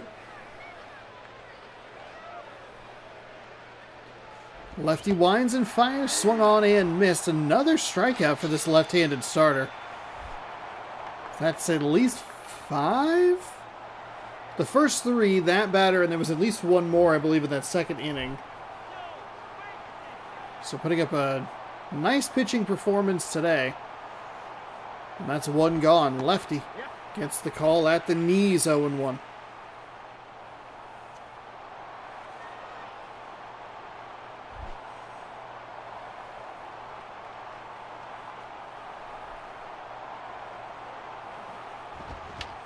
Fouled away, makes it 0-2.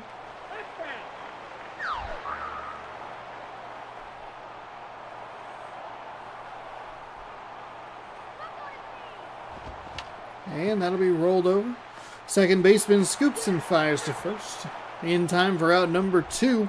So it'll be up to Jacob Jingleheimer Schmidt. He's batting .281, and he is the Orioles' last chance here. Keep this game going.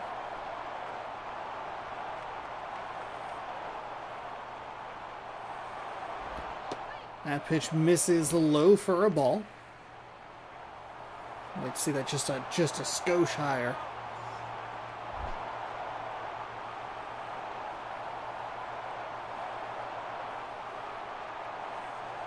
Here comes the 1-0. It gets the outside corner to make it 1-1.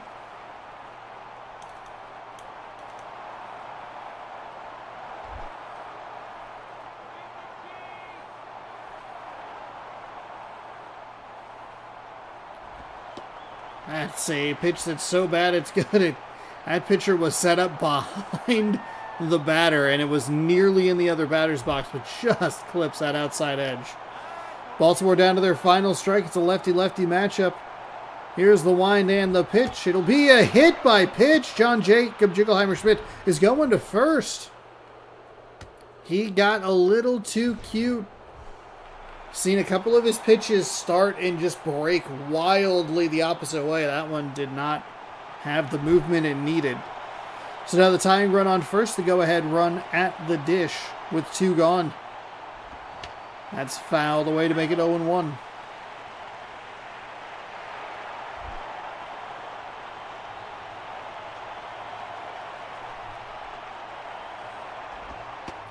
That's outside for a ball.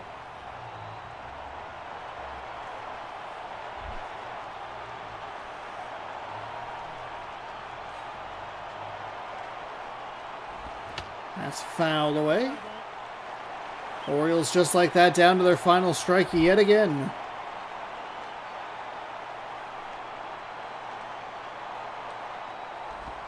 That is swung on and missed, and that will do it. They put the tying run aboard. And Danks going to pick up a 1-0 victory here with the Philadelphia Phillies. They only had one hit. That's all they needed. They took advantage of the walk that Baltimore gave them. Good aggression on the base paths when they were runners on first and third into foul territory. I think if the Orioles maybe had a second chance at that, I don't think they'd worry about catching it. It's going to be in the stands. It's going to be probably tricky to get a hold of anyway. They just let it go. Live to play another pitch. Of course, I'm sure you trust your ability as a right fielder to make that catch, bring it back, and fire it. John Danks picks up the win. 3 innings, 0 hits, 6 strikeouts. I was off by 1, or I just didn't count that last one. Danks improves to 3-3. Kyle Drabick, he falls to 4-4. 1-0. Philadelphia wins the series with not great batting by either team. 2 RBI on each side. So it'd be like a 1-0 win and a 2-1-0 wins for Philadelphia and a 2-0 win for Baltimore. Philly wins the series 2-1. All right, before we get too excited here, let's pop down to the options. Let's pop a little save here just in case I get spicy. You never know, you know? Sometimes you have to protect yourself from you. Or at least I do. Wake up, I look in the mirror every day, I go, hey, dummy. Oops, don't Alt-F that. Alt-F12. Oh, that's actually not the worst. Not the worst one, it's just a brightness. It's all good. All right. We have 2 games left for you this evening. Thanks everybody again for hanging out. Let's back out. Let's pop into the schedule. See if I remember who it is. White Sox are involved. It is the Diamondbacks and the White Sox. No games to catch up on, as we had 2 of them in a row there. 2-0 Twins over the Reds. Pitching first for the Diamondbacks. 3rd overall. I probably should have been paying way more attention to that throughout the season. It actually is interesting. Okay, make sure I was not selecting a team correctly. Or, what? Huh? Making sure that correctly I was not... I don't know what I'm talking about. 17-25 for the White Sox. 22-21 for the Diamondbacks.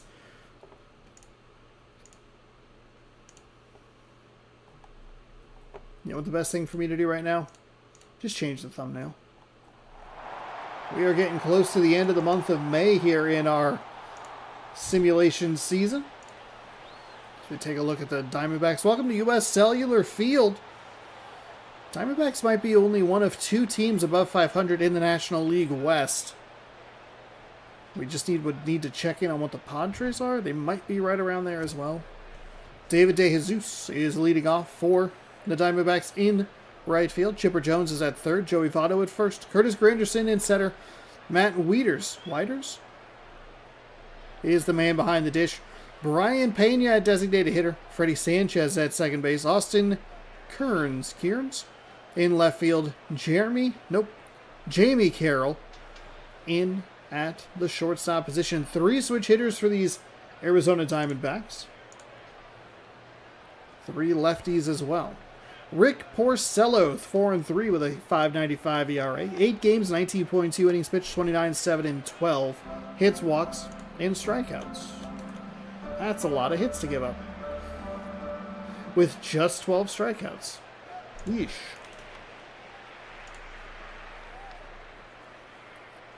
In this sim, I have learned the team's batting and pitching rankings have no effect on the win-loss record. Yeah.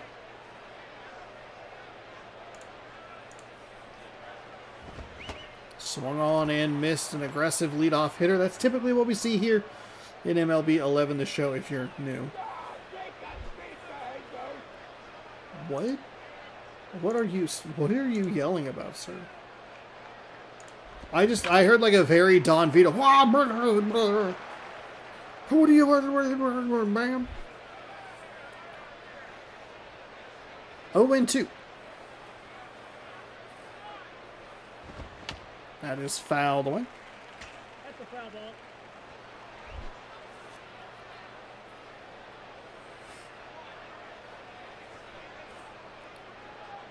Pitcher winds and fires. That is going to be floated out towards third base. On the warning track, and will make the catch. So, weak contact 4. Out number 1. Chipper Jones. Averaging 297. 3 home runs, 11 RBIs. No stolen bases for him. Switch hitting guy.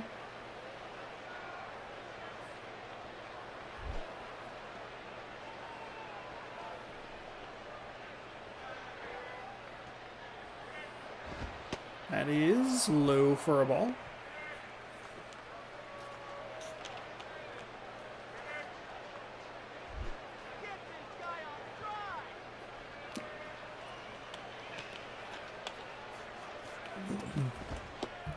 That pitch stays upstairs for a ball.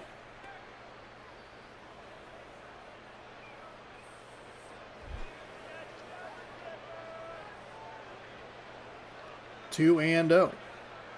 Porcello winds and fires. That is high and inside. Well, it gets the high inside corner. It's a strike. That was where I was trying to go with that, but did not say it clearly. 2-1. That'll be past the diving third baseman into left field for a single.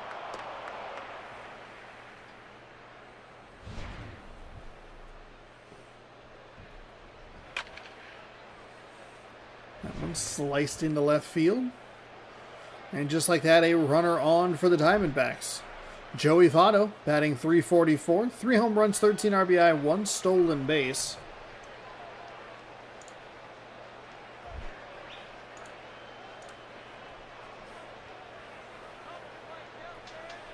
The righty winds. He'll fire it low for a ball. 1-0.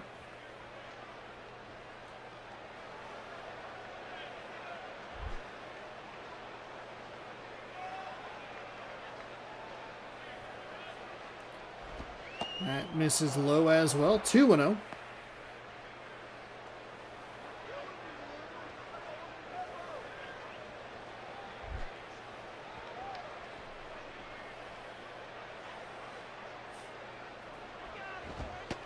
That'll get the strike at the knees to make it 2-1.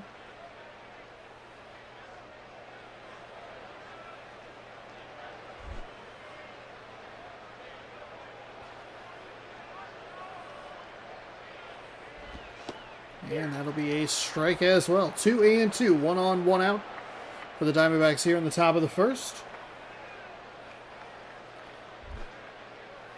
Through the first couple of games here, we haven't had any teams scoring in the first inning. We had that in every one of yesterday's games. That's low to fill up the count. 3-2.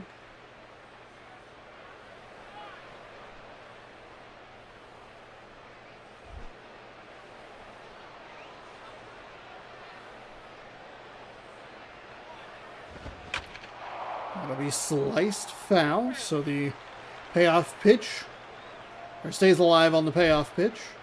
We'll see another one.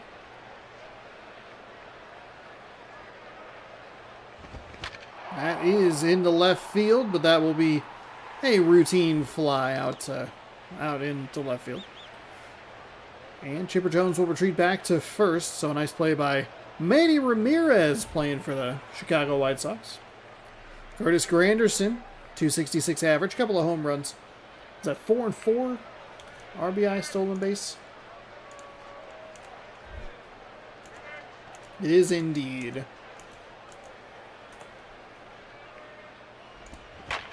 That is smacked out to center field. He's going to make the diving grab. Did not think he was going to get there. I thought that was going to be a disastrous play for the White Sox defense, but Comes up with it. That had all the makings of a bad dive that rolls all the way to the wall, and all of a sudden it's 1-0 Diamondbacks. Ryan Rayburn lead things off from the center field position, all righties except for Jed Lowry, the switch hitting shortstop in the 9 spot.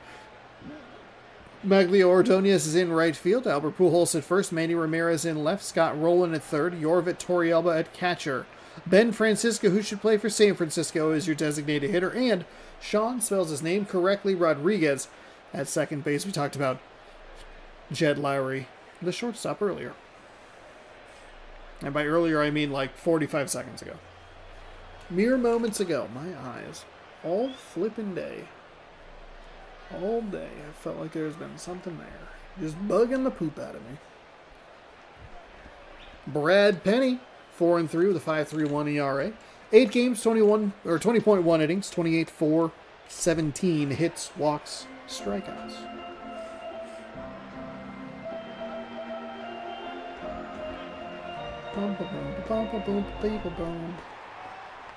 If you're happy and you know it, clap your hands.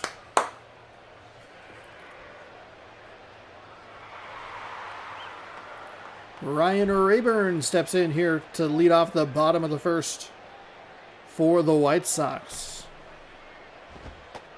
Rayburn will take a ball inside. It's a good take by Rayburn and a good take for any leadoff hitter. I mean, when they just swing at everything, it is tough to watch. Pitcher winds and fires, gets the strike at the knees.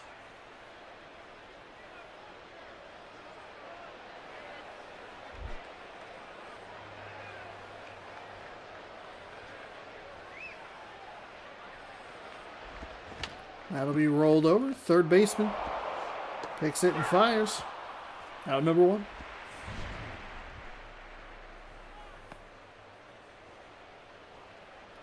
Looked like such a perfect opportunity for this game to just go like, and you bobble it now. Here's a routine play, bobbled. Maglio Ordonez stepping in.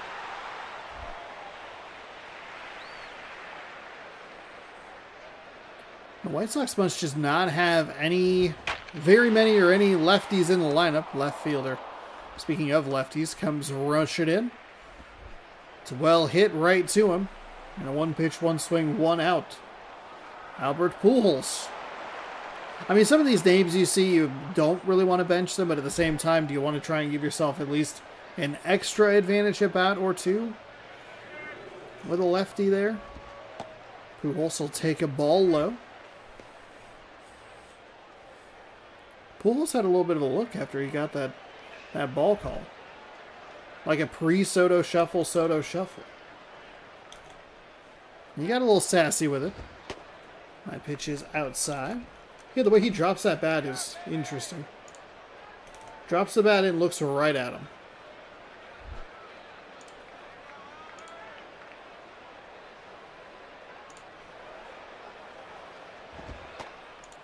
Takes that one inside.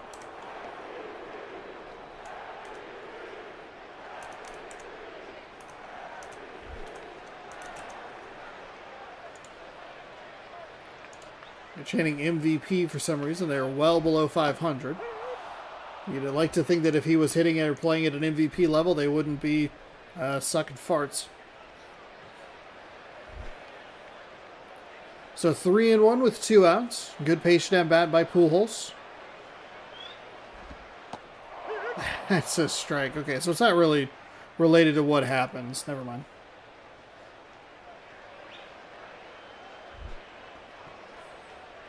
Count is now full.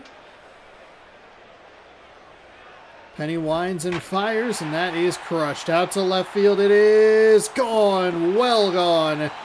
Bounced back into the field to play, but Pujols puts the White Sox up 1-0. Wow. Got the pitch he was looking for. Spit on some others.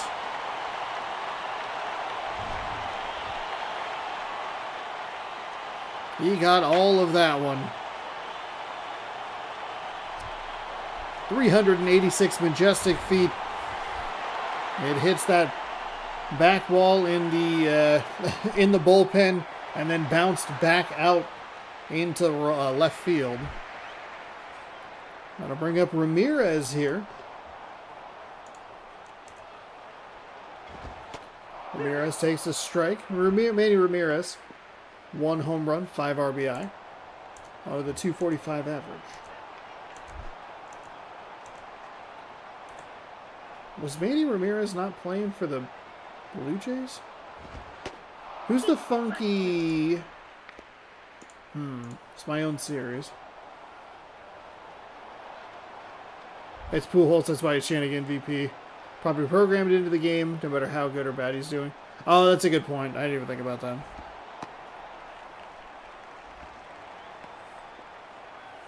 Pujols' first at-bat, they're just... MVP! MVP! Alright, have a good night. Thanks for hanging out. 1-2.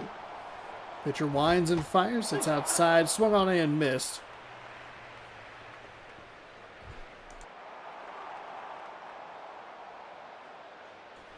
Who was the...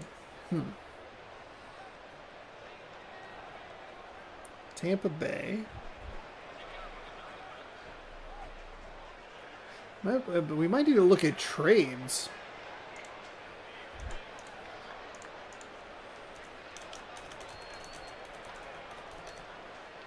Because the wasn't, maybe it's Johnny Dama that I'm thinking of.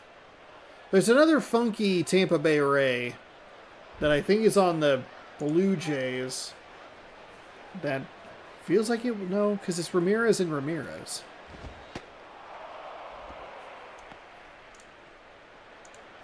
Is that a different team that I'm thinking of? Oh, gotta keep track of all these fake rosters.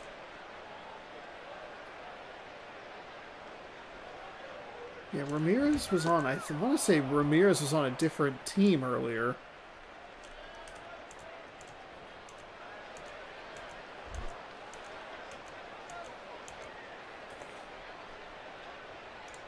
Maybe I'm thinking of something else. Oh god, that's gonna drive me nuts. When I looked at the trades recently, it was all just pitchers for pitchers. There wasn't anything that was all that interesting.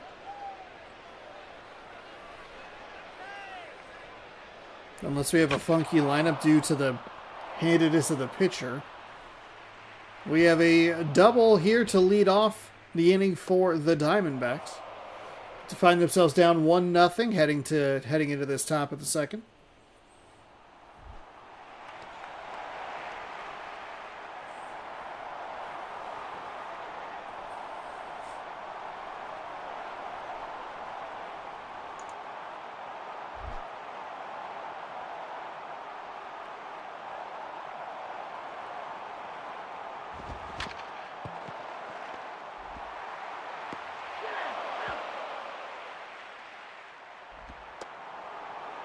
Excuse me. The off-balance throw is in time to first for the out. Runner advances to third on the play.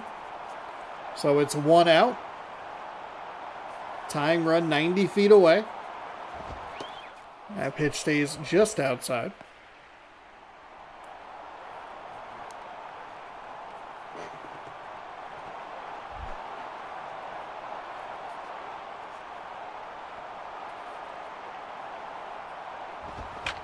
And third baseman gave it his all, but couldn't get the ball. It'll be another double here for the Diamondbacks. Safe. So it'll be 1-1. So one big swing from Pujols is answered. The immediate next half inning just dives right over the top of it. You can see it slide through that arm. Austin Kearns. Zeros everywhere. He'll look to give the Diamondbacks a lead here. I'll go ahead and run in scoring position. He's not going to do it. That was a pitch that was well inside. Should have been a take. It's 1 pitch, 1 swing, 1 out. Jamie Carroll.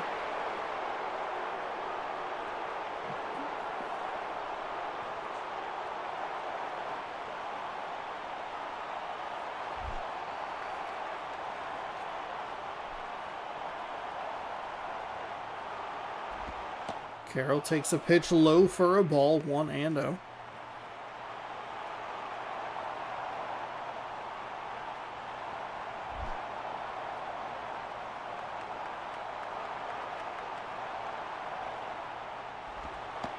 And he'll get a strike at the knees. So we get 1-1.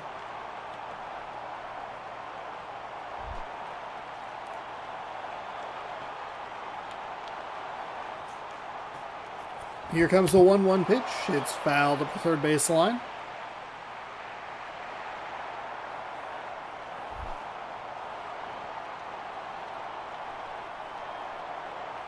One and two. If I said 1-1, I meant 1-2.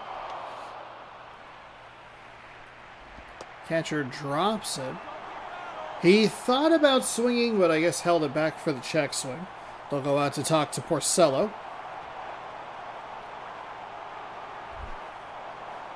2-2 with 2 out here in the top of the second and a runner on second. That's fouled away to stay alive. Foul ball.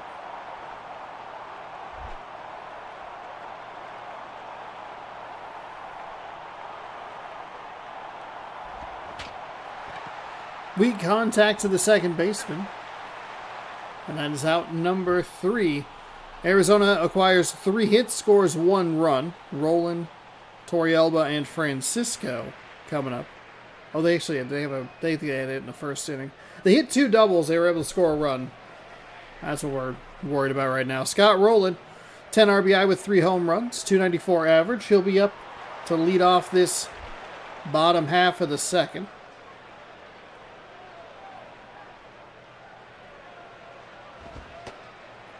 That pitch stays outside for a ball.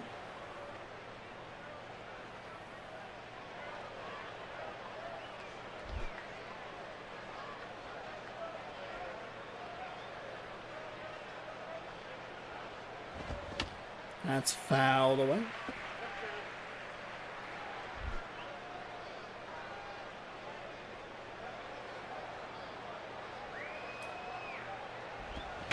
And, oh, the third baseman did not reach for that or lunge for it at all. Maybe he'd be able to make a play at the hot corner there, but it's into left field for a single. Torrealba stepping up here. Chicago looking to swing the lead back in their favor here in the late stages of this one.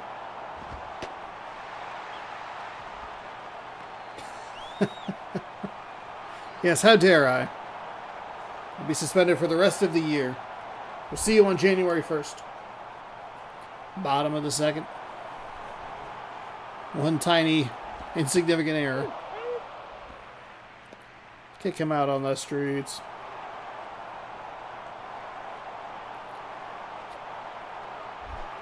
One and one.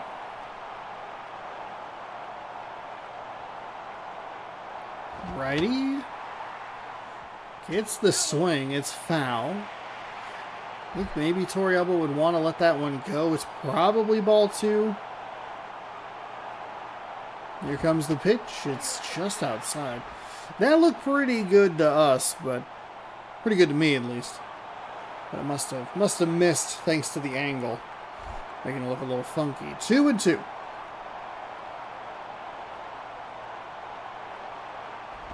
That is lifted out to right field. The right fielder works his way over there, makes the grab. I've only seen one misplay on an animation that looks like that, and of course it was the Mariners. Ben Francisco, who should play for San Francisco, stepping up now. What is that? 1 home run, 3 stolen bases, and 5 RBI. 351 average is pretty solid, for being honest. They're going to check on the runner there at first, and hey, shocking, he's safe.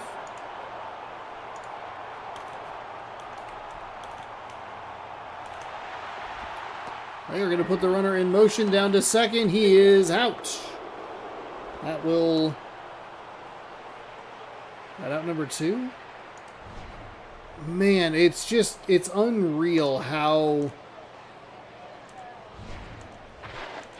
bad the slide messes everything up. I can't believe... I can't believe the lack of rhythm in this game. I mean, I should be able to believe it. It's a PlayStation 2 game well past when they were making PlayStation 2 games. I mean, that is foul. Let's see if we can find a PS2 lease schedule. Nope. L-E-A-S-E. Release schedule. I don't think this is going to give me what I want, but release schedule games.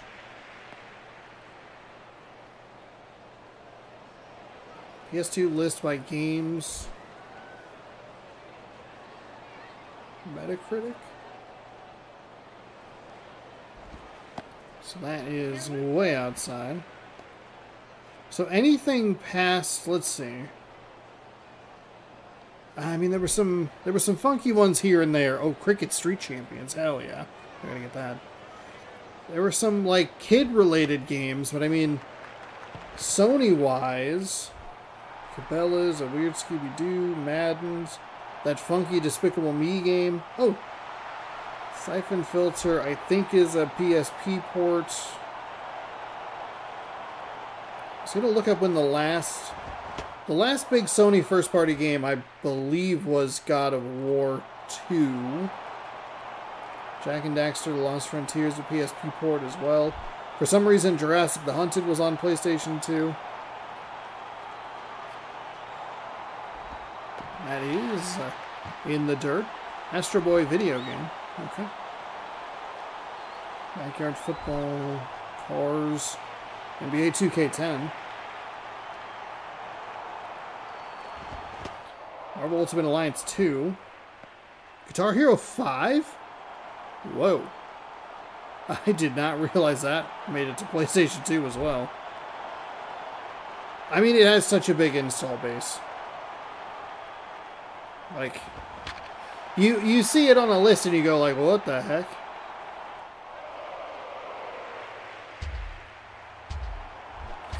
Yeah, that is an interesting inflection though.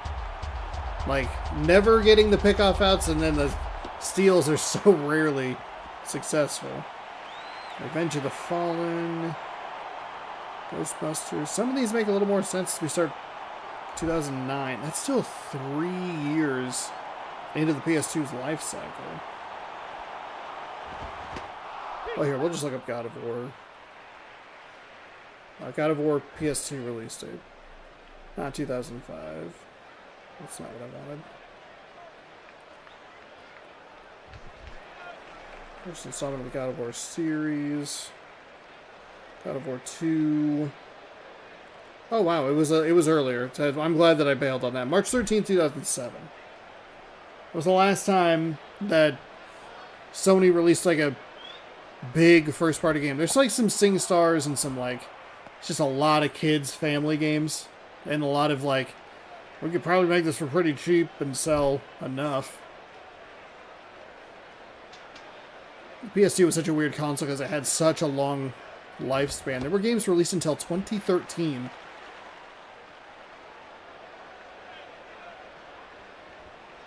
So yeah, shocking. This game doesn't have a lot of rhythm. I forgot what point I was trying to make.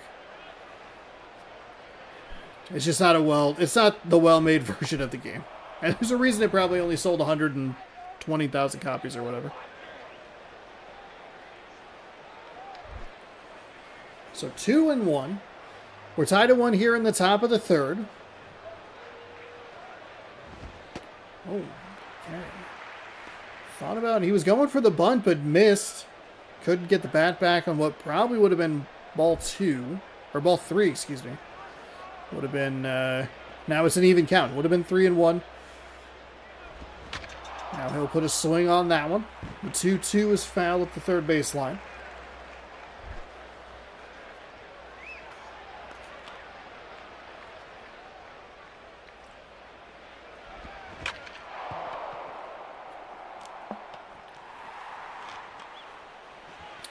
Somehow got a pretty good bit of that ball through the air.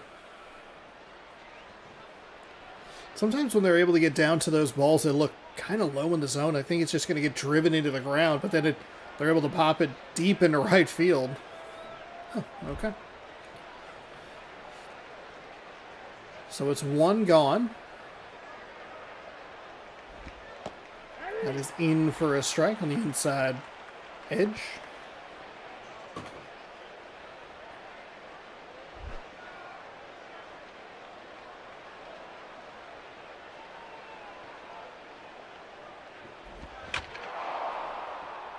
Got a hold of that one and drove it foul. Foul, foul.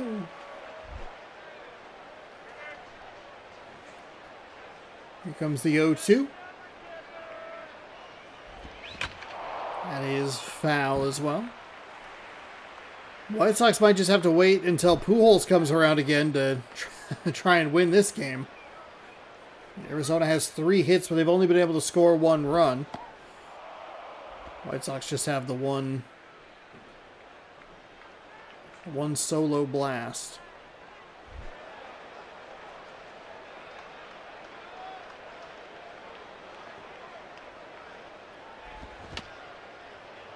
One, 2 is fouled away.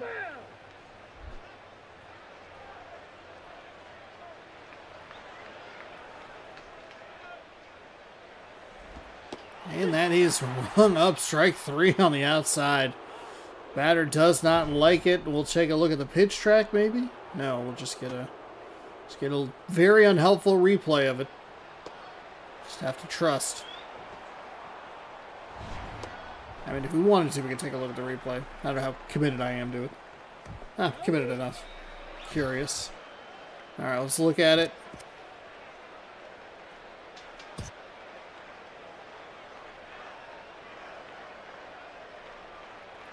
Looks like it's just off the plate, maybe a little bit in that wiggle zone. Trying to line it up right there. It was a better angle initially. Well, I'm not a digital umpire from 15 years ago, so it doesn't really matter. It's 2 gone. Top of the 3rd. Here comes the pitch. That's well outside. That one unquestionably a ball.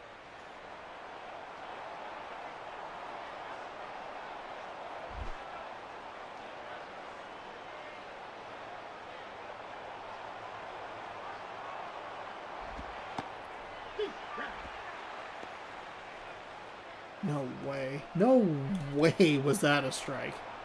No way. That was in the hallway. Wow.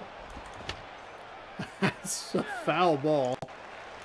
So a couple of questionable calls here from the umpire in the top of the 3rd. Both of them going... Well, I guess one of them going against Arizona. No, both of them going against Arizona. I think the first one, the one that was the out, was at least a little closer.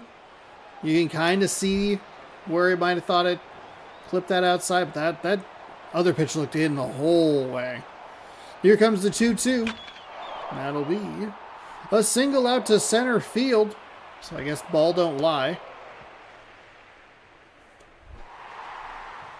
Speaking of ball not lying.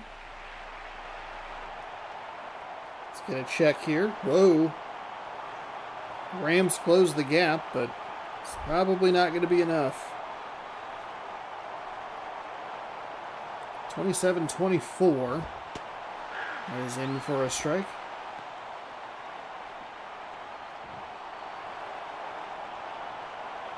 I wonder if that'll lock them. It might lock them into a 6 seed. A blocked field goal return for touchdown. That's rolled to first. They'll step on the bag, and we will head to the bottom half of the 3rd. Score. It's still tied at 1. Excuse me. Lowry, Rayburn, and Ordonez. Boston, Detroit.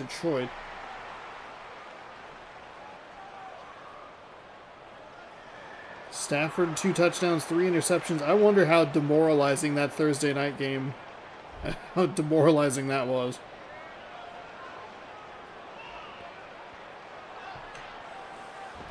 That loss to Seattle.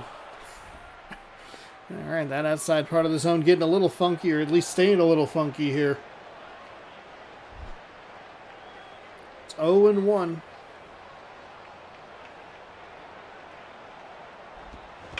That is right back up the middle, single into center field. Curious if there were any interesting games happening today in the association.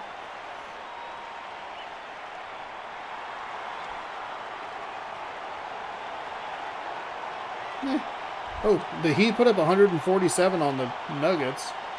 What the heck? Almost 50 in the third. That's in for a strike. And I see the Golden State Warriors won, so good for them.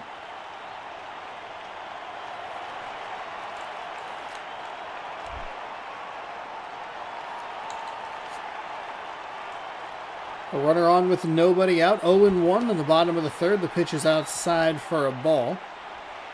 And the White Sox will walk off the Diamondbacks here in regulation.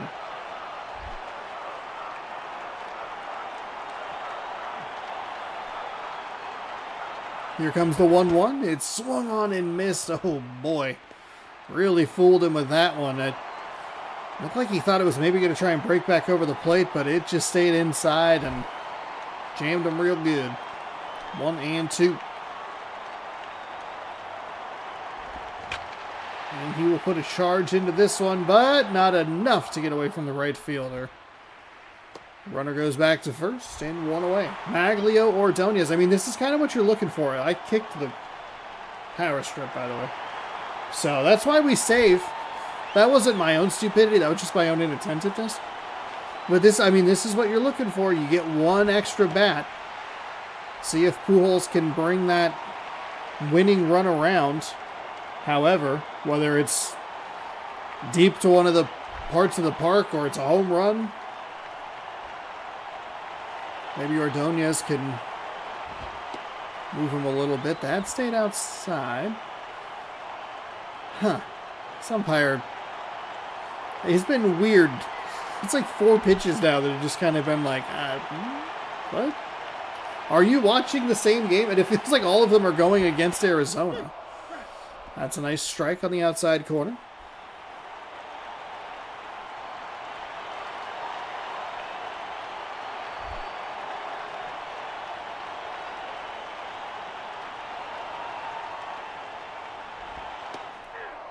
Okay.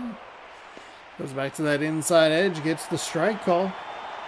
Makes it 2-2. 2-2. One out here in the bottom of the third. Ordonez, good eye to take that inside. Fills up the count.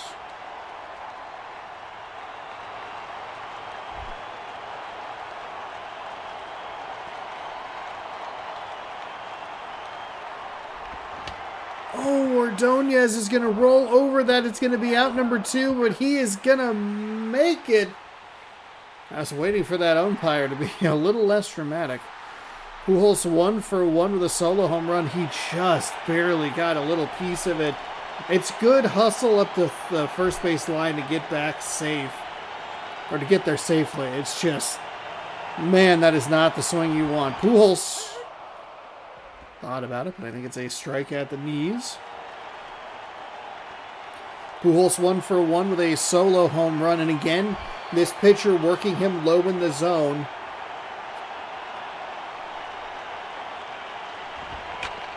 And that'll be to the third baseman. He will go the long way. And he'll still get out number 3. So we will head to the top of the 4th.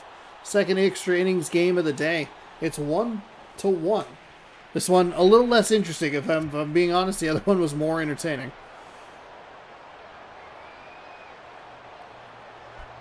Big swings that provided big swings. Matt Wieters. Matt Wieters? Wieters, okay. They're saying it Wieters, so I base it off of that. The PA announcer. So here we go. Top 4.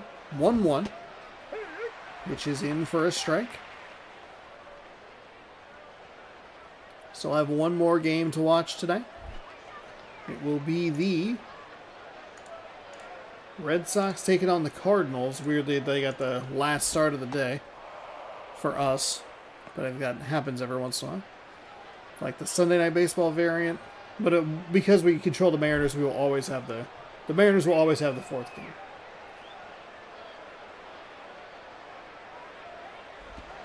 That pitch misses low for a ball.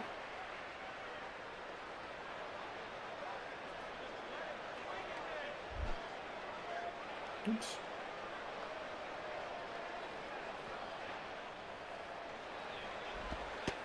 That's low for a ball as well.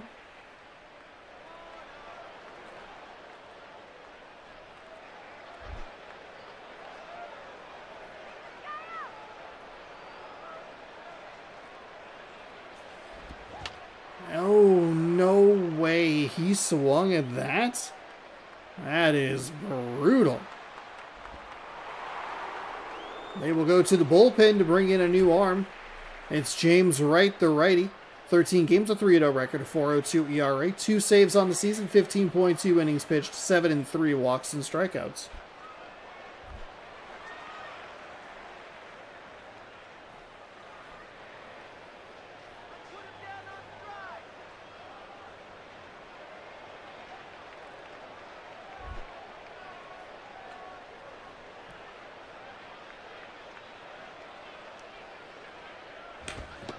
That is low and inside. I realized I did not follow up on that Rams final. 27-24 final. There was something about the Atlanta Falcons that pertained to the NFC South title, but I forget exactly what it was.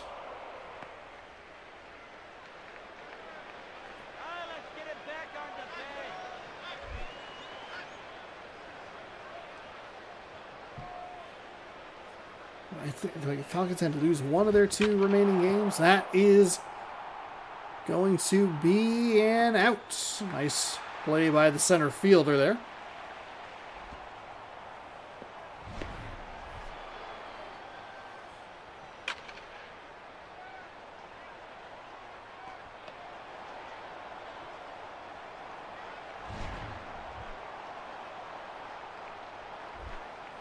Freddie Sanchez is 1 for 1 with a double. He knocked in the lone run for the Diamondbacks in the 2nd inning. He now steps up with 2 gone here in the top of the 4th. That is a strike.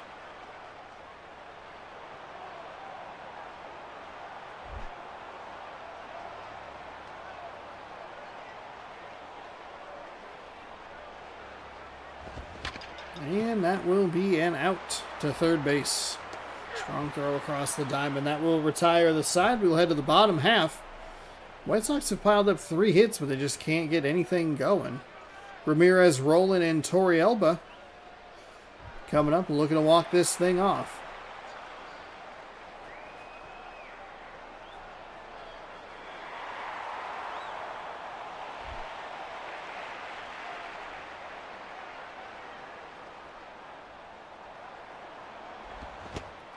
Ramirez with a big old hero hack there. Misses, and it's 0-1.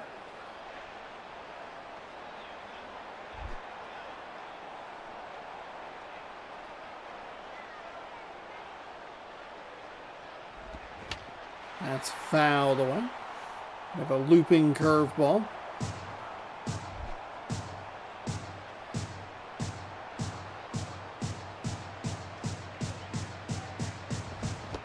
Swung on and missed, so geez.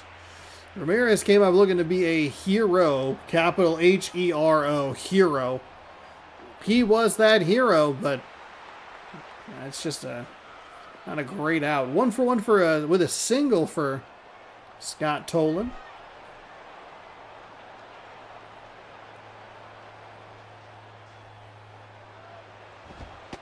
That is a low for a ball.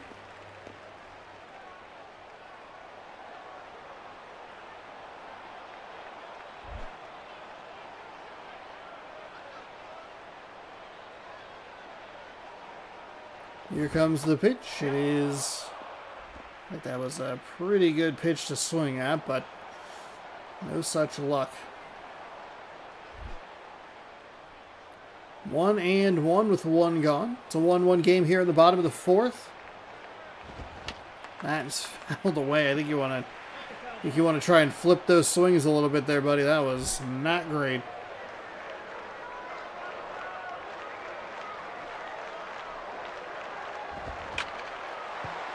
Gets under it a little bit. It'll be an easy fly out for the center fielder. 2 gone, and this is, I mean, we talked about how exciting and fun that other extra innings game was. We get these way too frequently of teams that just cannot figure anything out. Jared Burton's going to come in, 5 games with an 0-1 record. 1 save, a 6.75 ERA, 4.0 innings, 2-2 walks and strikeouts.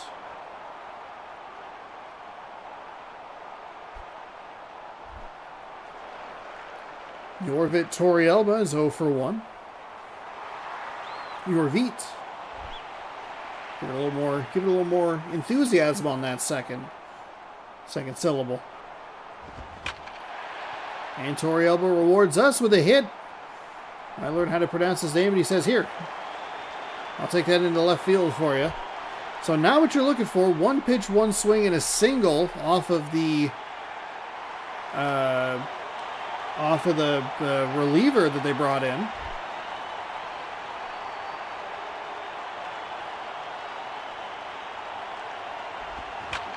And it's a ground out. Okay, cool. All right, 2 pitches, 2 swings, 1 single, 1 out, and that will do it for the fourth. Perfect. God, these are the games that just crushed my spirits. The other one had so much fun with it. It was big swings, a 2-run home run. They're scoring runs. They're responding. We got the one earlier that I talked about with the Orioles and the Yankees, with the Yankees would go up 2, and then the Orioles would respond, and then the Yankees would go up 2, and the Orioles would respond. And here we just have idiots who can't hit the ball. And an umpire who's confused about where the strike zone is still. Batter disagrees with that. It's 0-1.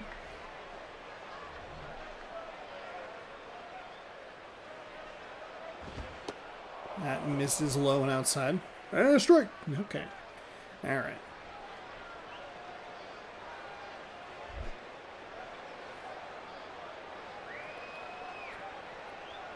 Here comes the 1-1 pitch. It's fouled away. Great.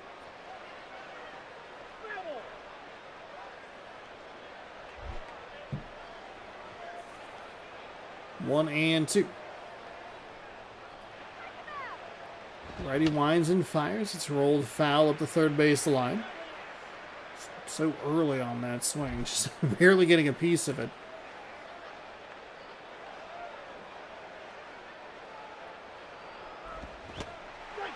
And swings and misses, so that will set him down on strikes.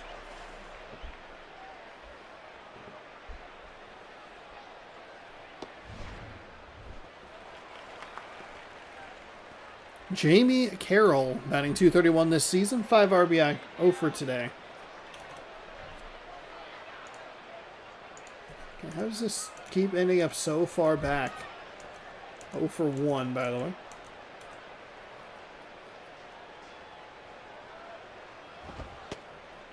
I get the strike on the outside corner. I just don't know about some of these calls.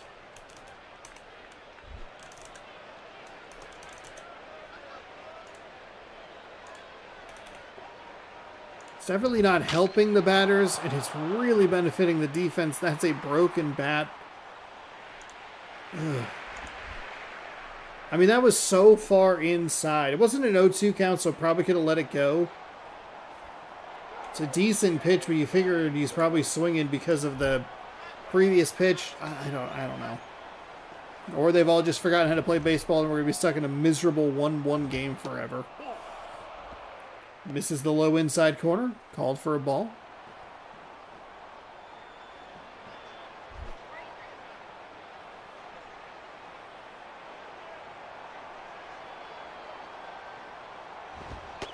That pitch stays up high.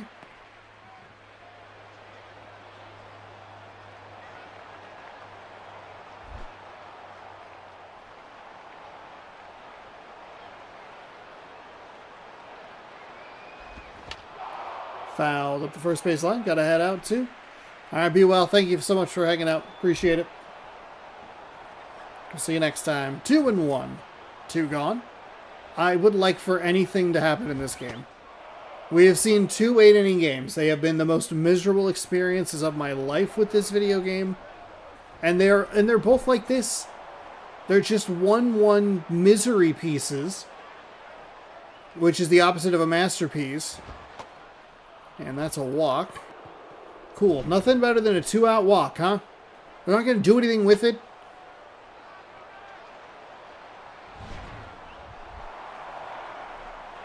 Okay, maybe Chipper Jones can. Maybe I should have looked at the lineup a little bit more, double-checked it, and been like, hey, Chipper Jones is coming up. He can do something. He won't, though. Prove me wrong, coward. I don't know why. I act like the PlayStation 2 A can hear me and B is going to act purely out of spite. That somehow isn't a strike. It looked like it was right at the letters, but the umpire calls it a ball. Just another kind of head turn kind of call from this umpire. Flag on. Even for a PS2 umpire, you're baffling. That's a strike on the outside. Probably more than likely better than we realized it was going to be. 1-1.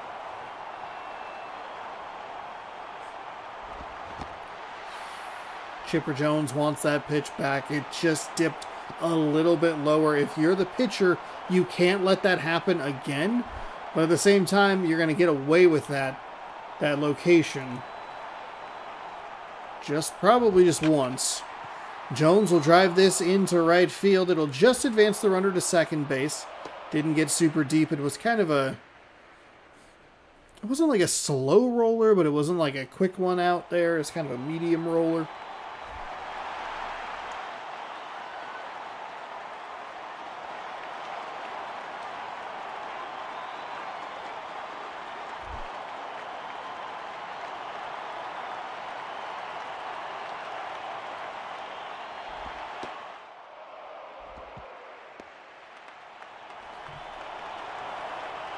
Pitcher misses that inside for a ball.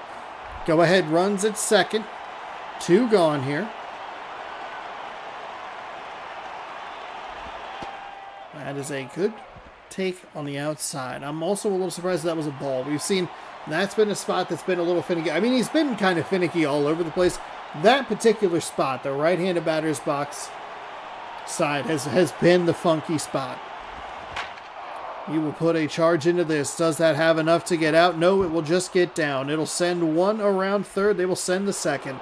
It is going to be a 2 RBI double, and Arizona leads 3-1 in the top of the 5th.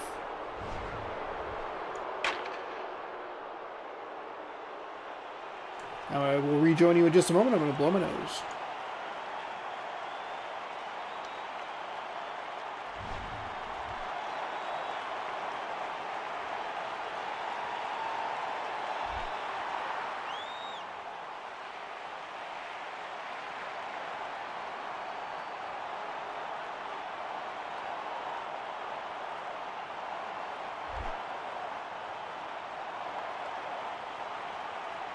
So Granderson steps in. A 2-run lead, a huge swing, and a runner on second.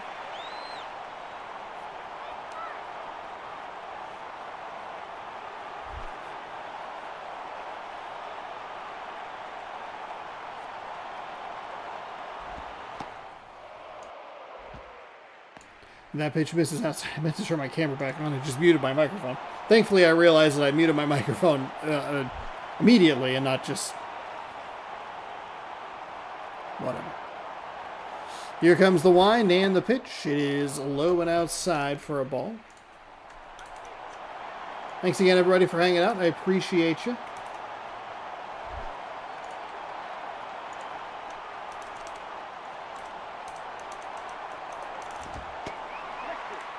That is a strike.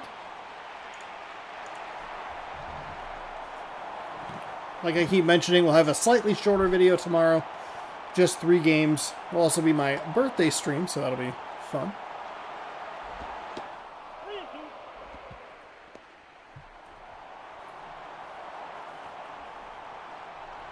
then I think we'll have a fun video on Wednesday. Have a fun stream. I gotta. Okay, and they issue a walk to Granderson. Yeah, should have a fun stream. It'll probably be the final video that happens for 2025, and then no baseball. We'll be back on the 1st with a co-op video, hopefully, and then we'll have baseball to start the new year. So 3-1 Arizona. Pitcher not able to find the zone with any consistency here as he just walked the batter.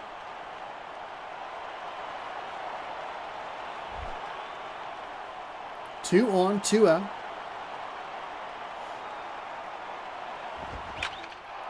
That would have more than likely put this game away. 2 runs isn't terrible. 5 feels way too big. 1-1.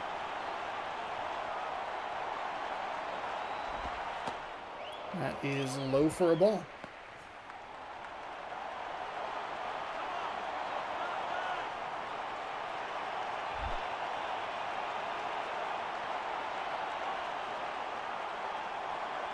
Here comes the 2-1. It's low to make it 3-1. Oh my God.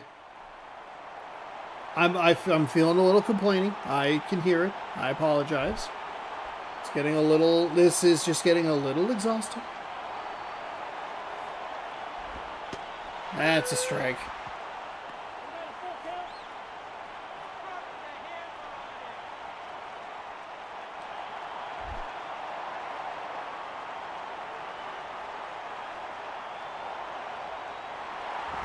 Put the runners in. Oh, wow. What a snag by the shortstop. I thought that was going to get into left field. I thought that was going to be another run scored. That is how it ends. It is 3-1 now. What a snag. It's off the bat. We just see so often this game really fart around with us and make us think something cool is going to happen, and then it just doesn't.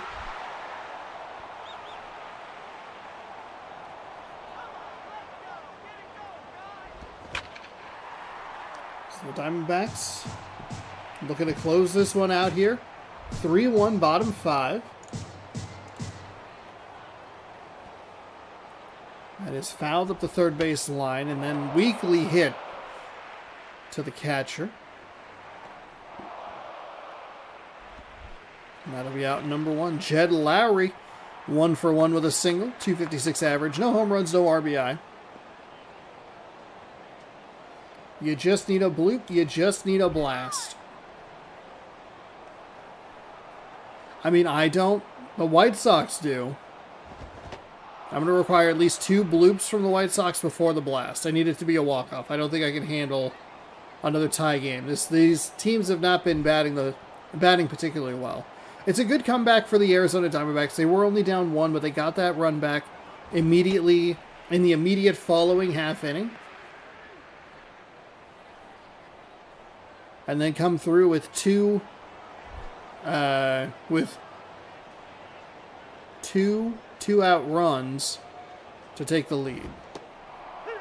Gets the call at the bottom of the zone.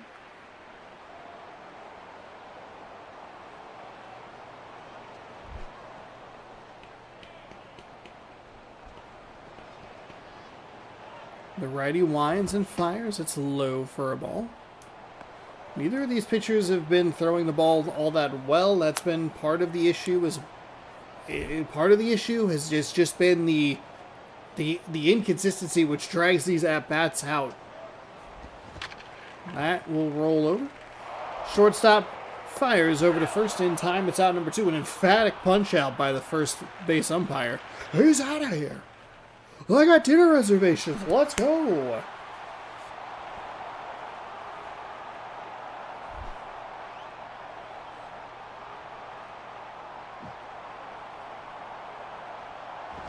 Here comes the pitch. It's in for a strike right at the letters. 2 gone, so the final out here for the White Sox. This was where the Diamondbacks did their damage in the previous half inning.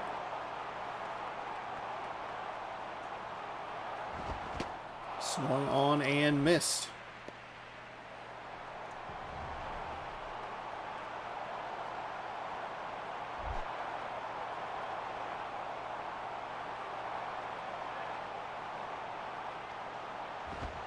That's outside. A little too cute on that pitch. White Sox, I believe, down. Yes, down to their final strike. The count is 1-2. On the bottom of the fifth. 3-1 Diamondbacks. The righty winds.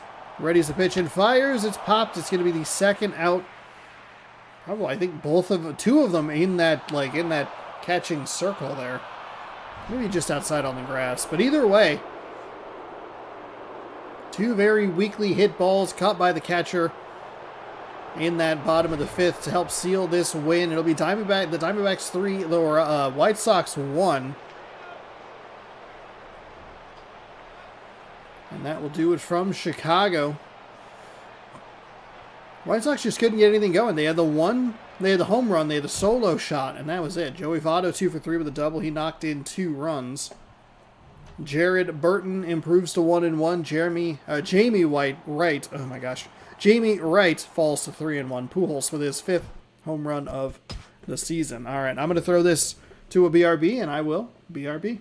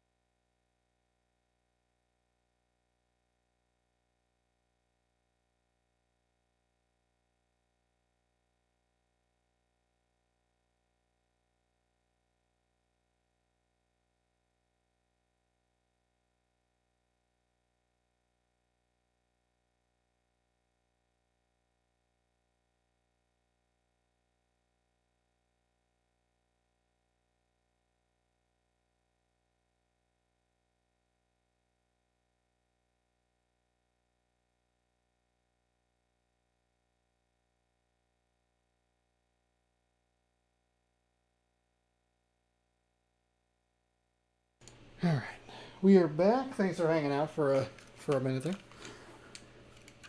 All right, we have one more game for you today. There's my thing. It's the Cardinals and the Red Sox.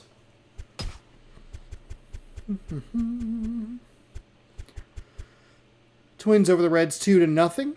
Both teams out 21 and 23. So nobody really winning that series. Cardinals and the Red Sox. So this is the interesting game that I noticed while I was setting up and getting the thumbnails ready. The Red Sox are top 5 in pitching, number 5. The Cardinals are number 1 in batting, number 1 in defense, 30th in pitching, 28th overall. On the flip side, you have the Red Sox 29th, 30th, and 30th batting, defense, and overall. Unreal. What a weird thing to look at. And both teams are, I guess, kind of showing it. Oh, boy.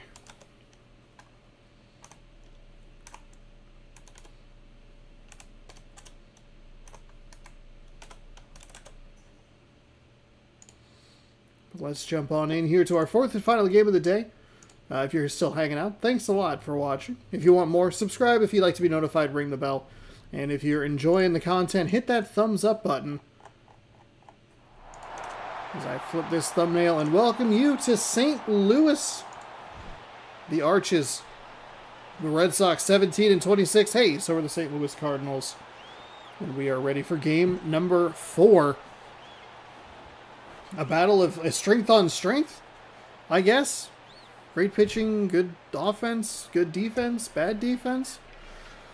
Let's find out how this goes. Center fielder Christian Liu is going to lead things off.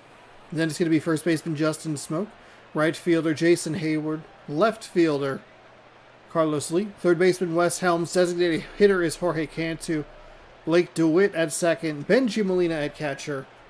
Jason Bartlett is the shortstop.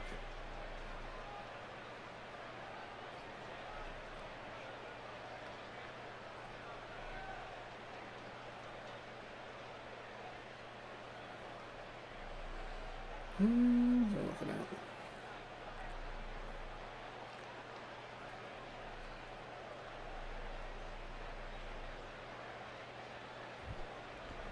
Here's your starting pitcher. It's Bud Norris, 4-3 with a 4.95 ERA.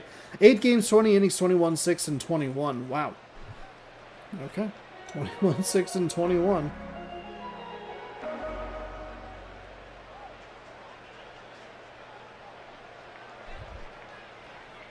So Christian Liu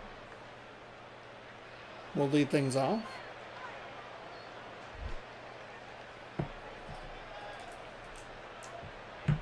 Well, we are underway here in game number 4. It's a strike on the inside corner. Boy, the funky ump from the last game apparently made the trip over here to St. Louis. That is a bizarre call to get us started.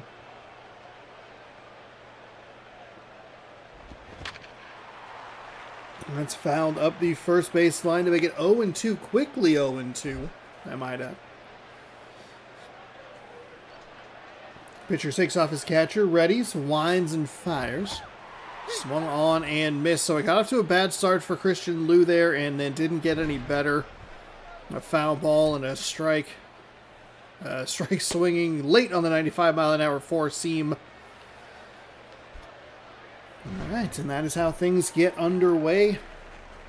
Justin Smoke, 292 average. Go Mariners.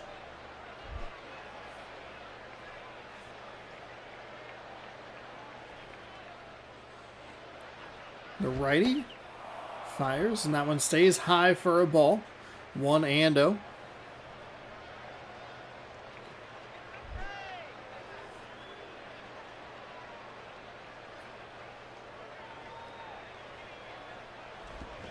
Swung on and missed, so Boston already having a little bit of trouble with this pitching from the Cardinals.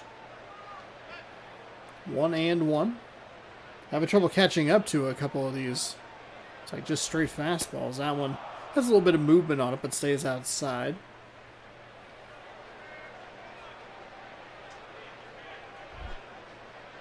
Two and 1.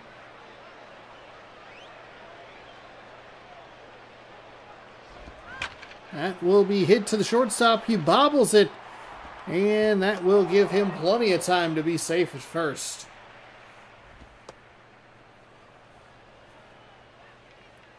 So the error allows the runner to reach.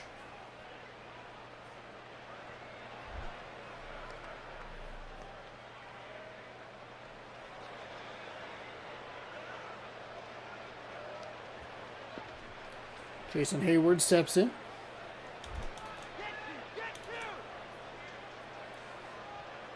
One on, one out. Hayward takes a ball low. I don't think there's any way you call that a strike on Jason Hayward, but I digress.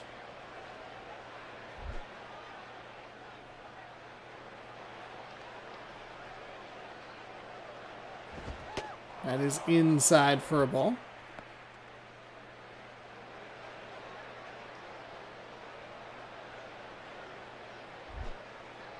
Two and oh.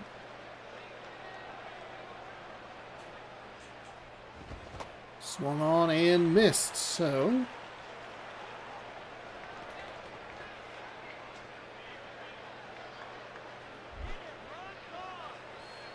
he makes it 2-1.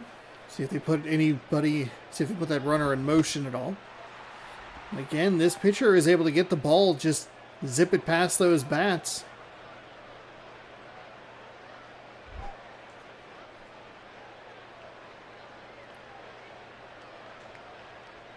Here's the 2-2. It stays away upstairs to fill up the count. Payoff pitch on the way.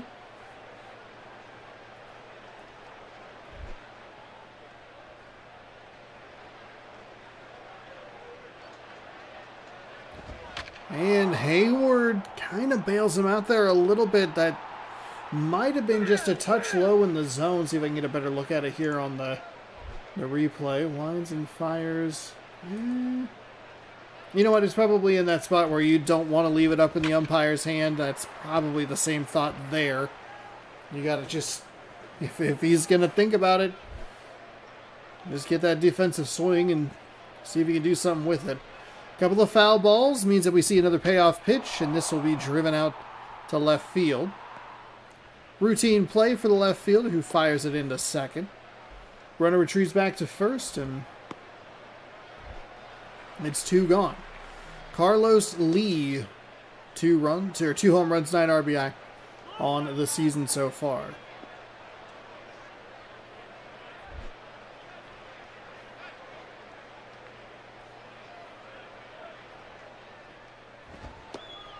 That gets the bottom of the zone, right at the knees for a strike. 0-1.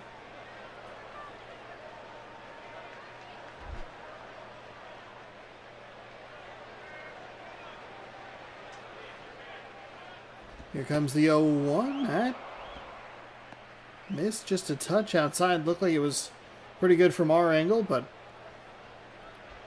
I guess the zone funk continues. Runner on first with 2 gone. Here comes the 1-1. That is low, I guess. Weird. The zone's been freaky and funky already, but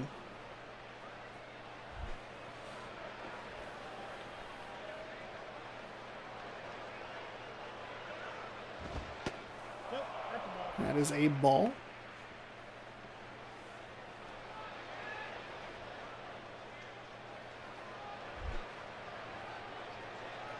Three and 1.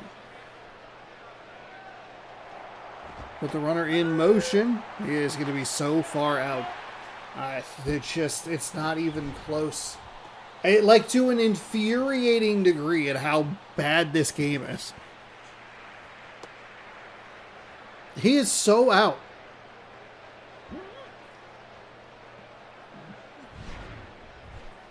That'll take care of the inning. St. Louis lets a Boston runner on via the error, but it doesn't matter because they get thrown out at second. We'll introduce the home half here in just a moment. And that moment is now. Alex Rios is in center field. He'll be leading things off. Ronnie Paulino is the catcher. Hanley Ramirez at the shortstop position. Aaron Hill, second baseman. Mark DeRosa, the left fielder. Tyler Colvin, the right fielder. Troy Glass at first. Alex Gordon at third. And designated hitter is John McDonald. By the way, Let me just remind myself of where those standings were. We were BRBing. Okay, so it's the Cardinals who have exceptional batting and defense. J.A. Happ, 0-7 with a 4.09 ERA. 8 games, 22 innings, 21-5, and 15. And this is a starter for a pitching staff that is 5th. Number 5. And we get their starter who's 0 and he's 0 for. He hasn't won anything. 0-7 with a 4.09 ERA. Man, I am trying to catch up to this stream thing.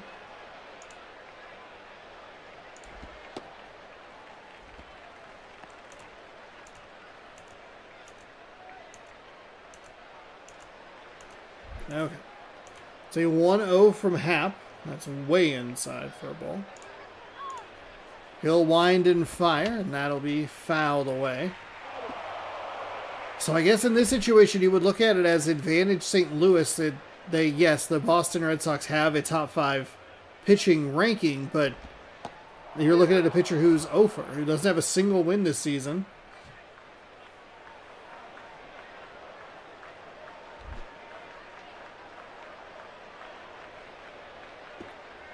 Here is the 1-2. Oof, puts a big swing onto that one, but it's foul.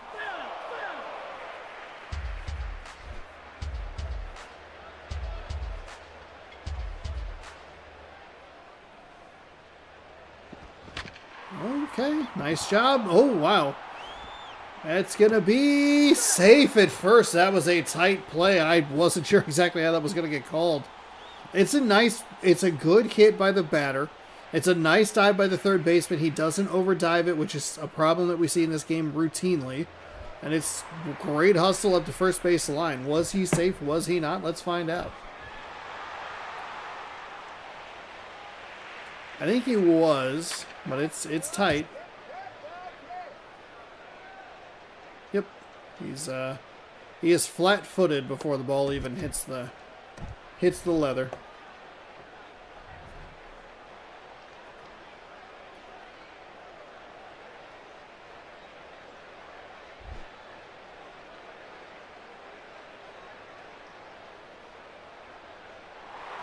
They're going to put that runner in motion right away. The throw is...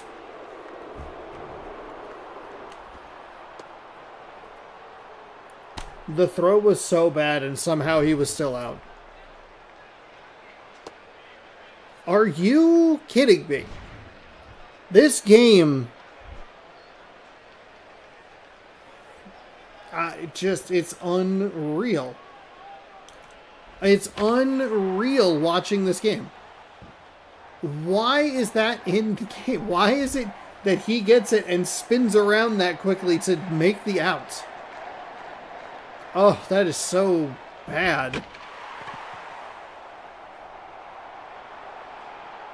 And they waste a perfectly good... They waste such a good effort play up the first base line. The slides absolutely crush any hopes of a steal.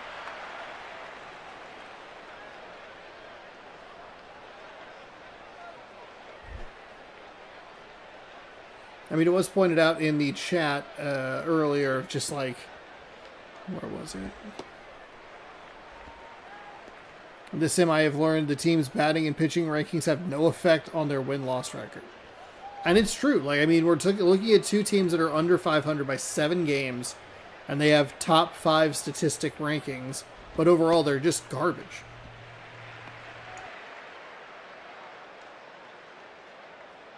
There are only a couple of teams, the Yankees and the Phillies, off the top of my head, that are like, okay, your rankings and your record match up in some way. Cleveland is the exact opposite. They are one of the lowest ranked teams you could have, and they are winning their division.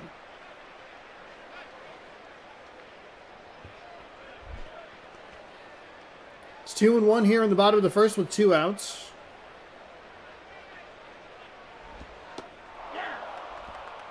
And these batters are so passive in such funky spots. It is so frustrating.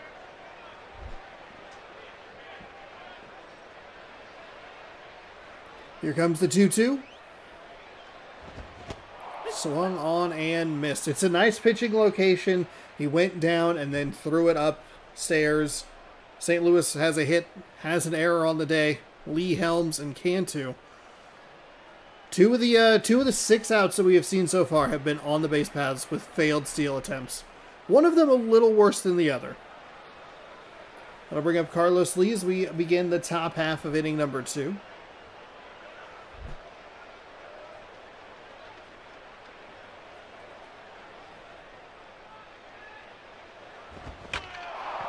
We'll put a charge into that one, but I don't think it's going to have enough room or enough distance. It certainly doesn't, as it falls into the left fielder's glove, no problem.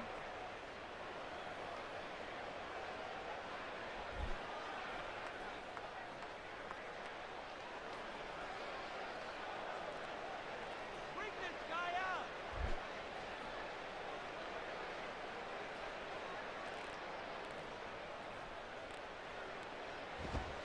That is low for a ball.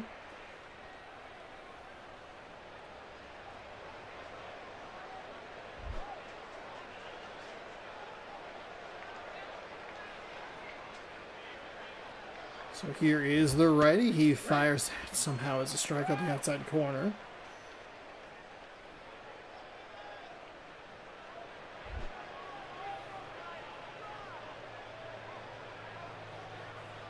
Panthers will claim. So this was something I was thinking about. I was trying to figure out earlier. Didn't get enough of that one, and that is an out. So the Falcons won 27-24. This is Kaio Miari from the Score app. Not exactly sure where they are normally writing. So Zane Gonzalez kicked a 51-yard game-winning field goal in the dying seconds. They blew a 21-0 lead to Falcons to improve to 7-9 to help the Carolina Panthers' chances of reaching the playoffs. The Panthers will claim the NFC crown with a victory over Tampa Bay on Saturday. However, if Carolina loses to Tampa Bay, but Atlanta beats New Orleans in Week 18, the Panthers will still move on despite the defeat. Interesting. So it's 0-2 now. 2 outs. That pitch is low for a ball.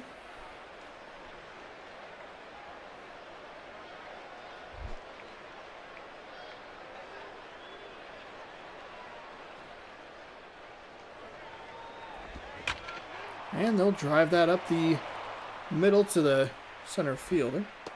It'll be a single here for the Boston Red Sox.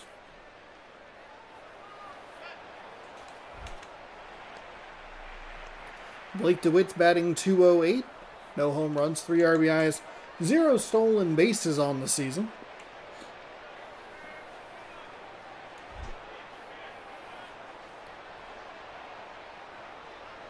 Pitcher is ready. He'll wind and fire. That is into right field. How aggressive is Boston going to be? They're going to send him around second. Do they send him around third? They absolutely do. The throw is in. The cutoff man has it. It's into home plate, and it is safe at home. Excuse me, safe. 1-0 Boston as it's ripped up. That's ripped into right field, I should say. It's an RBI double. And we have a run on the board. It's a 2-out, some 2-out damage. Benji Molina batting .358. 3 home runs, 7 RBI.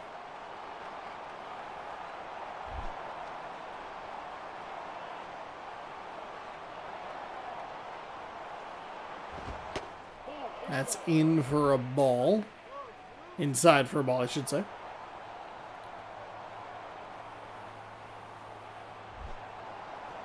It's 1-0.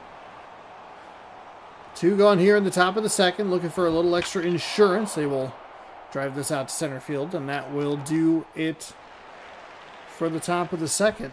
Boston scores 1 on a couple of hits. It'll be up to Hill, DeRosa, and Colvin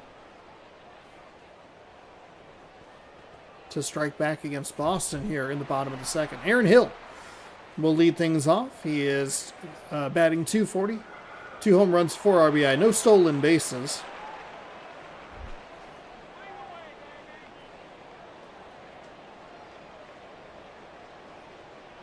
Pitcher winds and fires, and that is foul up the third base line. 0-1.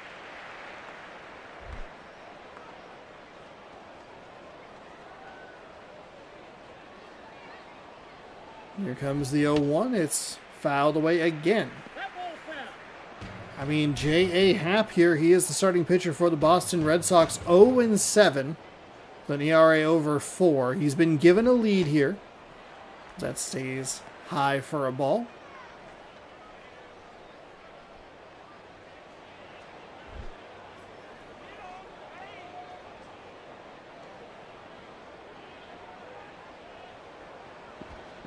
One and two. Low in the dirt and gets away from the catcher. Doesn't matter, there's nobody on. It does even up the count at 2-2. Happ readies, winds, and fires. That is hit to second base, and that will be an out.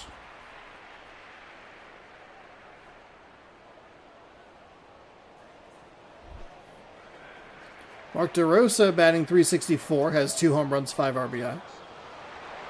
He'll step in. Nobody on. Just one out here.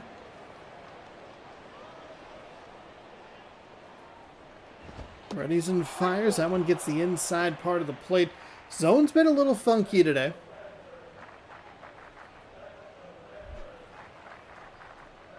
Particularly in the last couple of games. Here's the 0-1 pitch. It's going to be rolled over. Second baseman charges it. Good speed going up the first base line, but it just wasn't going to be enough.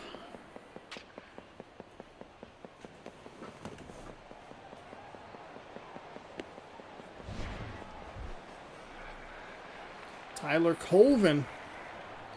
He's got a .291 average.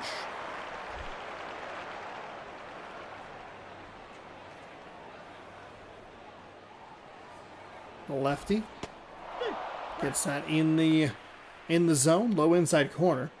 Picks up the strike. Makes it 0-1.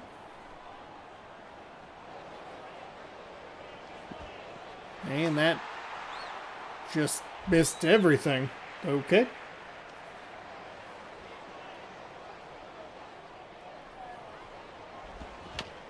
Fouled away. Makes it 1-2. That's foul. So 1-2 with 2 outs. Lefty-lefty matchup here. And that is smashed out to left. Is the left fielder going to get there? No, it's going to ring off the State Farm sign. The throw is in, and the cutoff hitter, or the cutoff fielder, runs it in to hold him at second.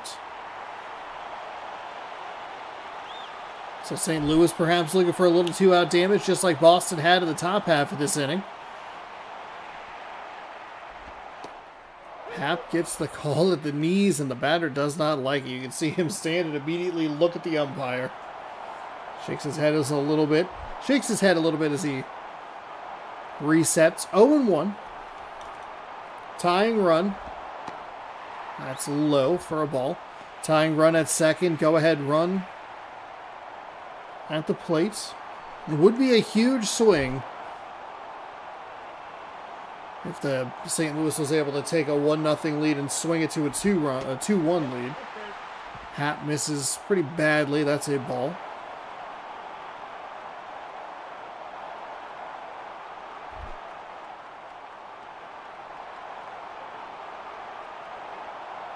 Two and one with 2 outs. Swung on and missed. Makes it a 2-2 count.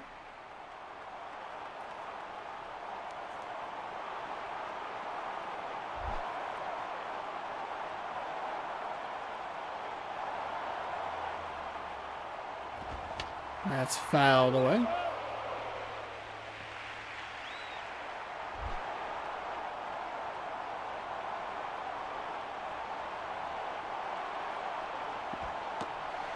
That misses low.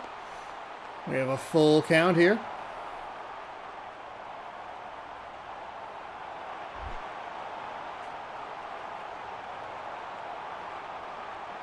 Here comes the payoff pitch. The lefty winds and fires. That one's foul into the dugout.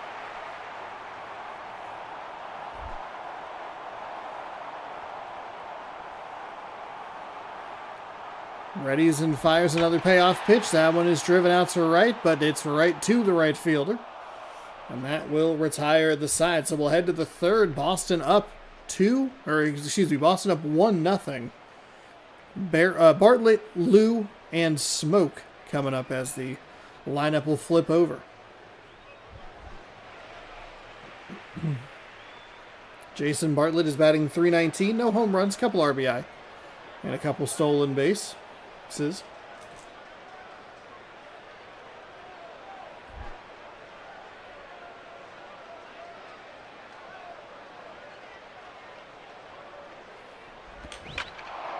And he will put a charge into that swing as it's going all the way to the wall. So it'll be a leadoff double for the Boston Red Sox.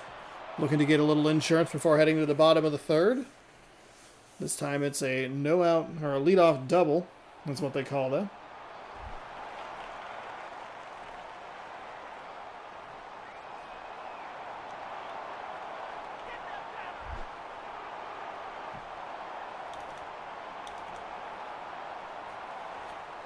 Right-handed pitcher winds and fires. That is foul.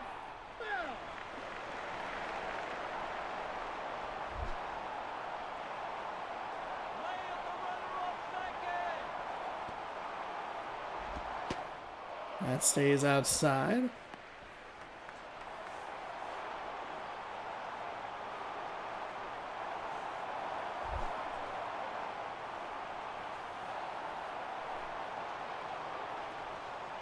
Here comes the 1-1. Swung on and foul. First time Lou was up, he got a really bad strike call on the first pitch, and his at-bat just was discombobulated from there. This time, just missing the pitches. That one stayed upstairs to make it 2-2.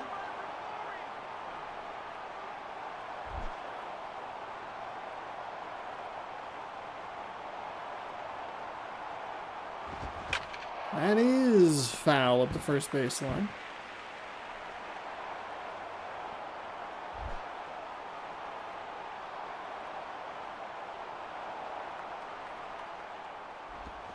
At 2-2 is a broken bat.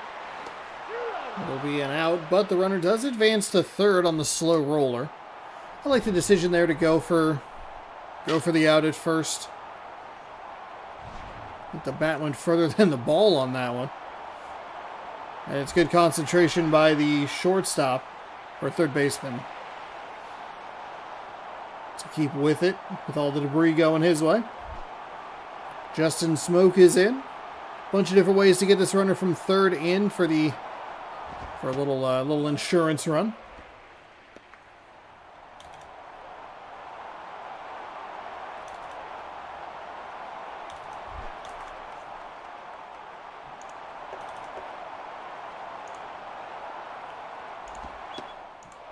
Smoke takes that for a ball.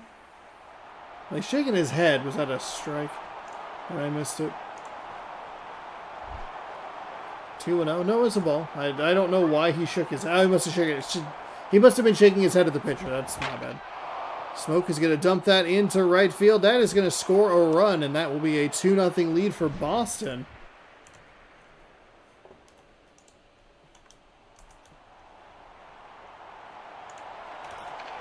And Smoke will be on first with just one out. They'll bring up Jason Hayward. He's 0 for 1.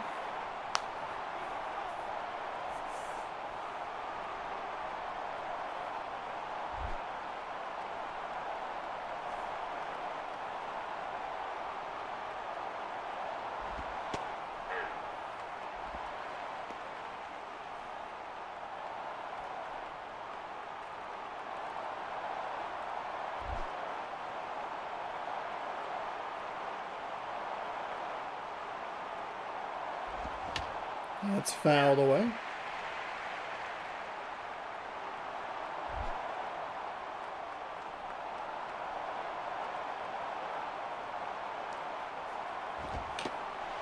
That's a strike. I don't know about that one. That was a called strike 3 high and tight. Didn't like the call, but he'll be set down on strikes. They'll bring up Carlos Lee, who's 0 for 1.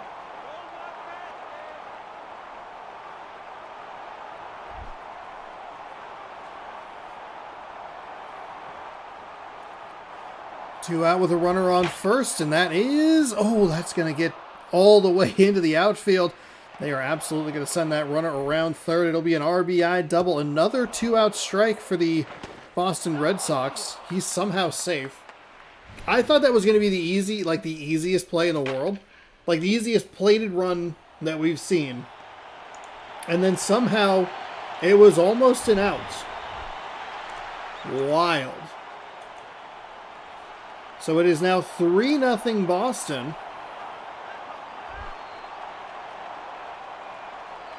Still a runner in scoring position. 2 gone. That is not a strike. Thought that would be a strike on the outside, but nope.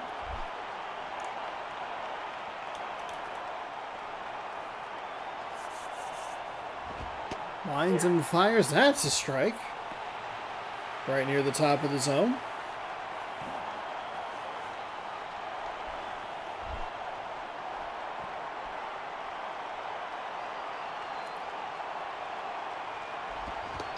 And the 1-1 is swung on and missed.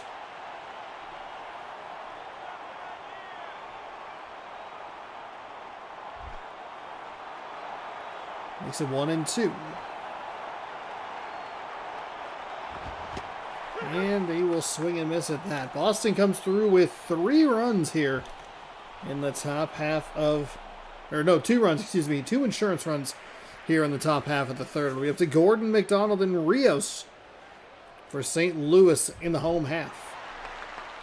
Gordon is batting .283, 3 home runs, 7 RBI, 1 stolen base.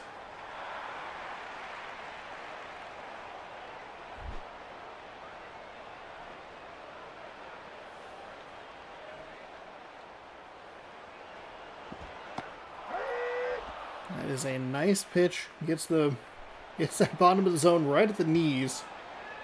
And that'll make it 0-1. Happ again, 0-7 with an ERA over 4. He's been given a 3-run lead here in the third.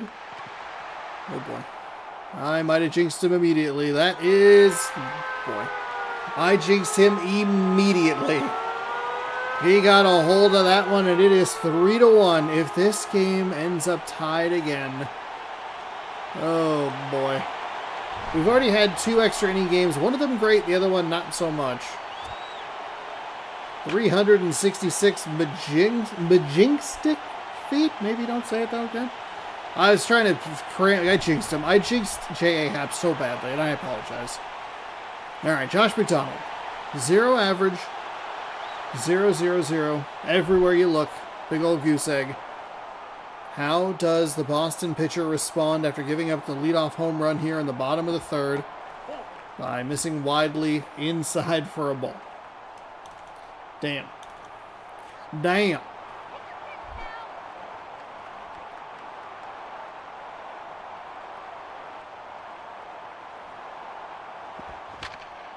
That'll be rolled to the third base side. Third baseman. Looks like he was playing pretty tight there. Tight to the line, and it benefited him on that hit. That'll be out number 1. Big out number 1. Nice job to bounce back there, and a good play by the third baseman. Help his pitcher out a little bit. Alex Rios is 1 for 1 with a single.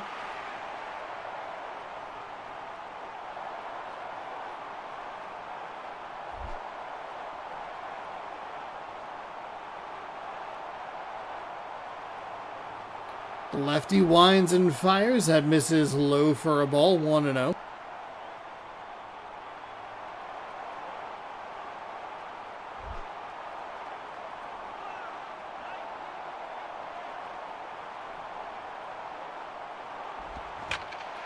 That is driven out to the second baseman. He'll scoop and fire to first in time.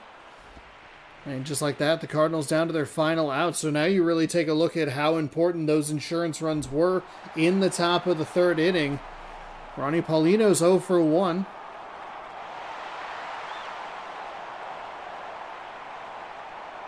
You don't get any of them, you're looking at a 1-1 tie game.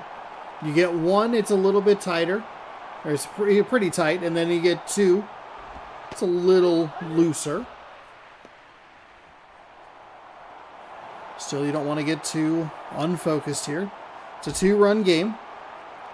There are 2 gone, and that pitch goes for a strike. So here comes the 0-1. That misses pretty badly inside to even things up, 1-1.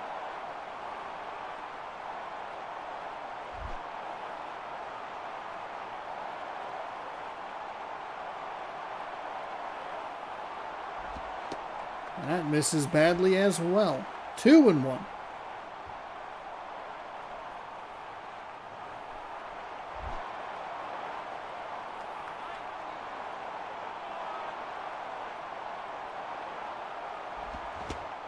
Thought about swinging, but the pitch stays outside for a ball.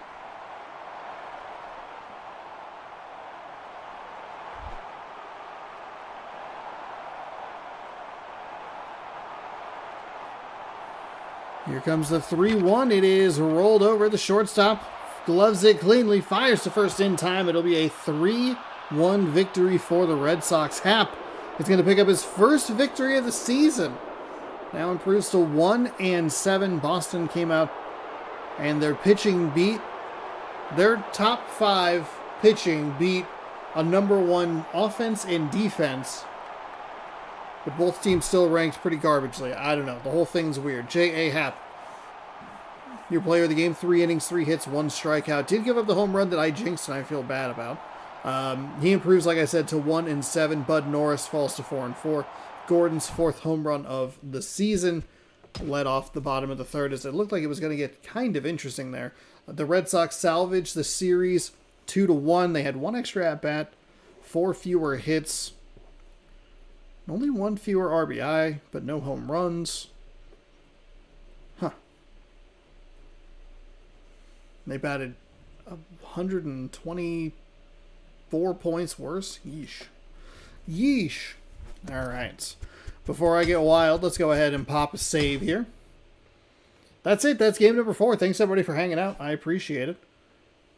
So we're wrapping up here on the 29th of December tomorrow. Well, technically now it's my birthday in the East Coast. But I don't live in the East Coast.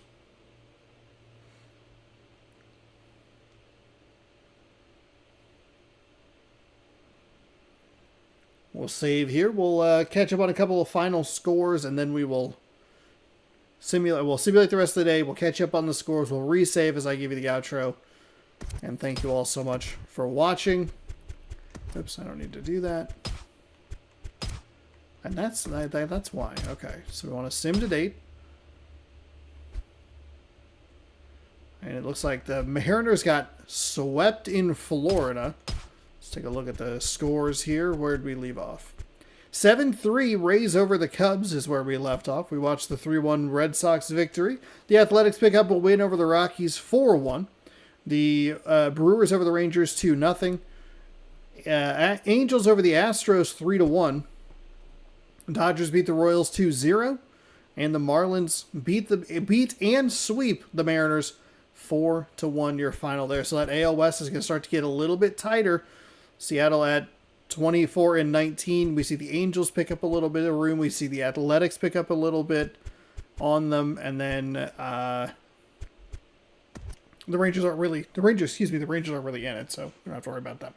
Like I said, tomorrow we're only going to have 3 games. It'll be the Reds and the Red Sox, the Rockies and the Diamondbacks, and the Dodgers and the Athletics. That's all we'll watch tomorrow. And there you go. We have a month and a half left here in the regular season. And we're streaming 5 times a week. Sunday, Monday, Tuesday, Thursday, Friday. Will that change in the new year? You'll just have to stay tuned to find out. We are going to drop down to the season. We're going to overwrite the save yet again. Make sure that we're all set and ready. Thank you again so much for watching. Hopefully you enjoyed. If you did, give the video a thumbs up. If you're new, subscribe. If you'd like to be notified when I post new videos or go live, ring that bell and you'll be notified. thank you again for hanging out. I appreciate it. 6 p.m. Sunday, Monday, Tuesday, Thursday, Friday, Pacific Coast time. And that will do it for me. Thanks again for watching Good Sports. Go baseball, and we'll see you tomorrow night. Good night, everybody.